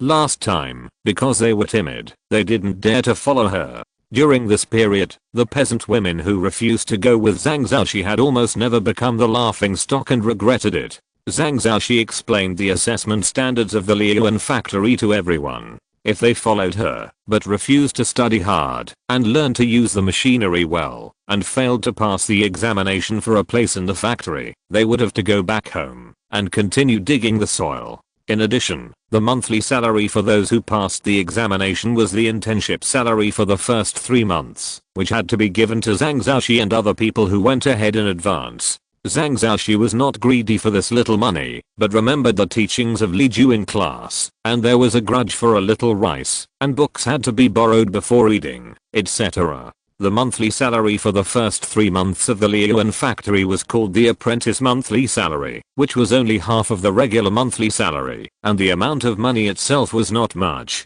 In addition, if she asks for the money in advance, others will be more willing to trust her. If she doesn't ask for a penny, and instead spends time to take care of this matter, others will be suspicious and think that cheap goods are not good and the weasel pays New Year's greetings to the chicken.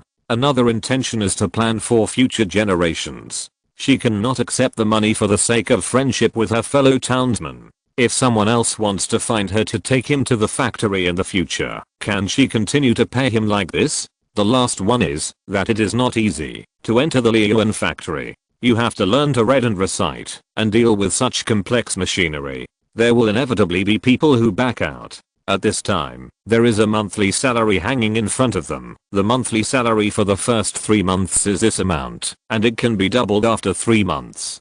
Can't they really grit their teeth and bear it? With this idea of gritting their teeth and bearing it, things become much simpler. After Zhang Zhao finished speaking, everyone raised their hands to ask questions that they were concerned about. The village head and the elders also interjected from time to time. Everyone kept talking until the second half of the night, before they settled down. Referring to Li Ju's division of labor, it was not divided by gender, age or young, but by physical strength. Those who could do farm work stayed to take care of the crops and the land, and those who could not do heavy work, and were good at hand and mind work followed Zhang Zhao and others, to work in the city. In the end, there were about 15 or 16 people who could follow Zhang Zhao, and those who stayed focused on taking care of the mainland. As for the tidal flats by the river, if the water could reach 5 inches overnight, they would all be abandoned. Only those with less than 5 inches of water would be taken care of. The travel expenses of these 15 or 16 people to the city and the expenses of accommodation in the city were collected by the villagers.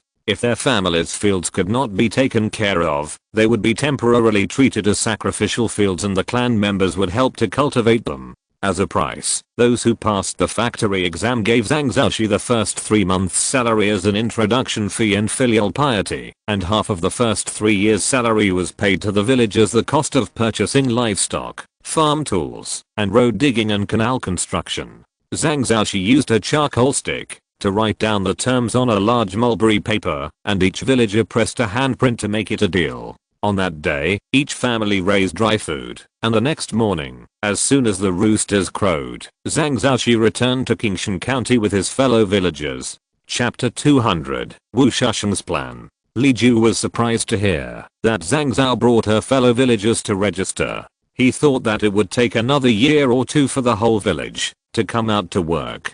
But when he thought about the situation in Qingniu village, it seemed natural. Because it was the first time that people organized a collective job search, Li Ju also took the time to manage it. Zhang Zhao paid for a few houses near the factory for everyone to stay, and then used the time after get off work to give them crazy tutoring. When Zhang Zhao was working and helping with the farm, everyone huddled in a small room to recite and practice calligraphy. Zhang Zhao would give them lessons after work, and they would still go to the barren mountain to study in the evening. It can be said that they were very hard-working. These people who followed were all selected spiritual people, and they also had sufficient motivation to rush for the quota. Everyone studied very seriously, fearing that they would fall behind others. When Li Ju went to the barren mountain to inspect the industry, he often looked around the small house rented by Zhang Zhao. Seeing that everyone was working hard to become an industrial worker, he felt comforted. With this wave of leaders, the road ahead will be easier. Half of the textile factory was in operation and the other half was closed. In addition to urging the apprentices and other masters left by her father to rush to make the mule machine, Yu Yaoniang also drew the 3 views of each part of the mule machine according to the 3-view method of parts taught by Li Ju later, and wrote clearly how to assemble and debug. In addition, she took the opportunity to complete the future development plan of the textile factory, and wrote dozens of sheets of paper and bound them to Li Ju for inspection. Li Ju didn't say a word.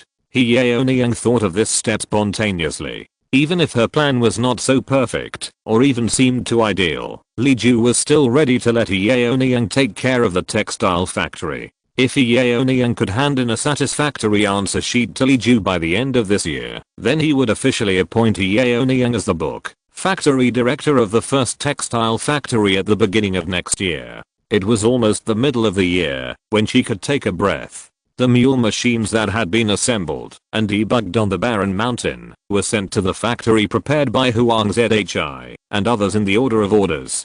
Huang Zhi and Dying Chen were the most informed, and they directly occupied a strip of land opposite the small river in the barren mountain, and they could get there just by crossing the bridge. Yu Fu, the shopkeeper Liu, and the scholar Wu were too late to act, and had to make room in their own shops and workshops to make room for the mule shuttle. Yu Fu's orders had to be delivered to his family in Jinling first, so in those days, porters from all over the city went to the small barren mountain to help move the mule shuttle. The assembled mule shuttle had to be placed carefully and carefully, and it was better to find more laborers to move it slowly, rather than having it fail to operate when it arrived at the place, and then having to ask the few craftsmen in the textile factory to debug it. It took 5 or 6 days to move the completed mule shuttle, and people from all over the city came out to see the wonder. The court lifted the ban on sea trade, and Li Yuan from Qingshan County and the 4 big families sold a lot of things. This kind of news could not be concealed, and not only could it not be concealed, it would also spread sensationally. Among the things sold by Qingshan County to foreign countries, the cloth woven by Li Yuan textile factory accounted for the vast majority. This matter could not be concealed. The number of cloths sold was particularly exaggerated. At the same time, the cloths supplied by various companies on the market did not decrease. Some Li Yuan fine cloths with a width of 4 feet and 5 feet were even added. The cloths shipped to the sea were equivalent to a net increase in production. Everyone was very curious about how Li Yuan turned out so many cotton, linen and ramie cloths. Some people with good intentions calculated that according to the minimum number in the rumor, even if the improvement of the shuttle was taken into account, Li Ju would need to recruit an additional 600 female workers to spin and weave day and night to afford it. Obviously, Qingshan City did not have 600 more female workers. The textile factory that Li Yuan people heard about had only added 16 formal workers so far, which was a few less than the number before the new year. Since there were no more workers, it meant that the mule machine mentioned by Li Yuan was indeed hundreds of times more efficient. Because the factories in the barren mountains were strictly controlled, it was easy for outsiders to sneak into the mountains, but it was difficult to enter the textile factories. Therefore, no one from outside had seen the mule machine with their own eyes. They only heard that it was very large, taller, and longer than a bull. Finally, taking advantage of this opportunity to move the mule machine to several factories, the curious people were able to see it to their satisfaction. Can this thing really spin yarn? Where is the spindle hung? Why are the wheels all sideways? What are these long iron bars used for? I've never heard of using iron rods to spin yarn. No wonder they say the master's head is full of magical ideas. Even if this thing was right in front of us, we wouldn't be able to use it, but Master Li made it anyway. Hey, why don't you find it strange? You're still shouting that it's impossible, but isn't it right in front of us? There are only 4 or 5 factories on the mountain, which can produce 700 or 800 pieces of yarn a month. These 10 mule machines have been sent out, and more than 1,000 pieces of yarn can be produced a month. With these mule machines, won't the cotton price skyrocket next year? Let's go buy cotton seeds. If we go too late, they will definitely be gone. There are smart people everywhere. As long as one person thinks about the demand for cotton next year, there will be 100 or 10,000 people who will also think about increasing the amount of cotton planted. Fortunately, Wu Shushan has been prepared. When he reports on his work this year, he will definitely mention the quota issue of cotton planting and crop planting. The price of cotton will definitely increase slightly next year. Whoever grows it will get more money. It needs to be carefully considered where the quota will be allocated. The mule machine ordered by Wu Shushan himself was scheduled for next year, but the local gentry gave him 2 in advance to please him. However, these 2 machines can only be sent to Wu Shushan's industry in the north for production, and cannot participate in local production in Jiangnan. Wu Shushan estimated that he would work in Qingshan County for 4 years, and his future destination is yet to be determined. It is reliable to buy some farmland in Qingshan County. Even if he goes to other places, it is okay to entrust Li Ju, Huang Zhi and others to help take care of the farmland here. After all, grain is something that takes half a year to a year to plant. Even if it needs to be adjusted, it can only wait until next year. But it is inconvenient to remotely control large machinery such as mule machines. The mule loom is very labor intensive and is closely related to the upstream cotton and linen input and the downstream weaving output. It is also related to the market. Whatever yarn is spun must be adjusted according to the downstream demand. Maybe when he submits the memorial at the end of the year, the court will have other plans. This kind of delicate work is really not suitable for long distance catching. Therefore, Wu Shushan very happily agreed to send the mule loom back to his hometown to run a workshop and not participate in local competition. Everyone has already formed a weaving and dyeing joint venture, and the government has always been involved. If Wu Shushan is added, everyone will inevitably give him 3 points for the sake of the government. This is meaningless. Everyone doesn't have much power to speak. If some of it is divided out, what will happen? Originally, Mr. Wu didn't contribute to the establishment of the joint venture. It doesn't make sense to divide power right away. End of this chapter. Thank you very much for reaching the end. Don't forget to like. Looking for more exclusive content and immediate access? Subscribe to our Patreon. Remember, every like, subscription, or donation encourages us to continue. Thanks to everyone. See you in the next video.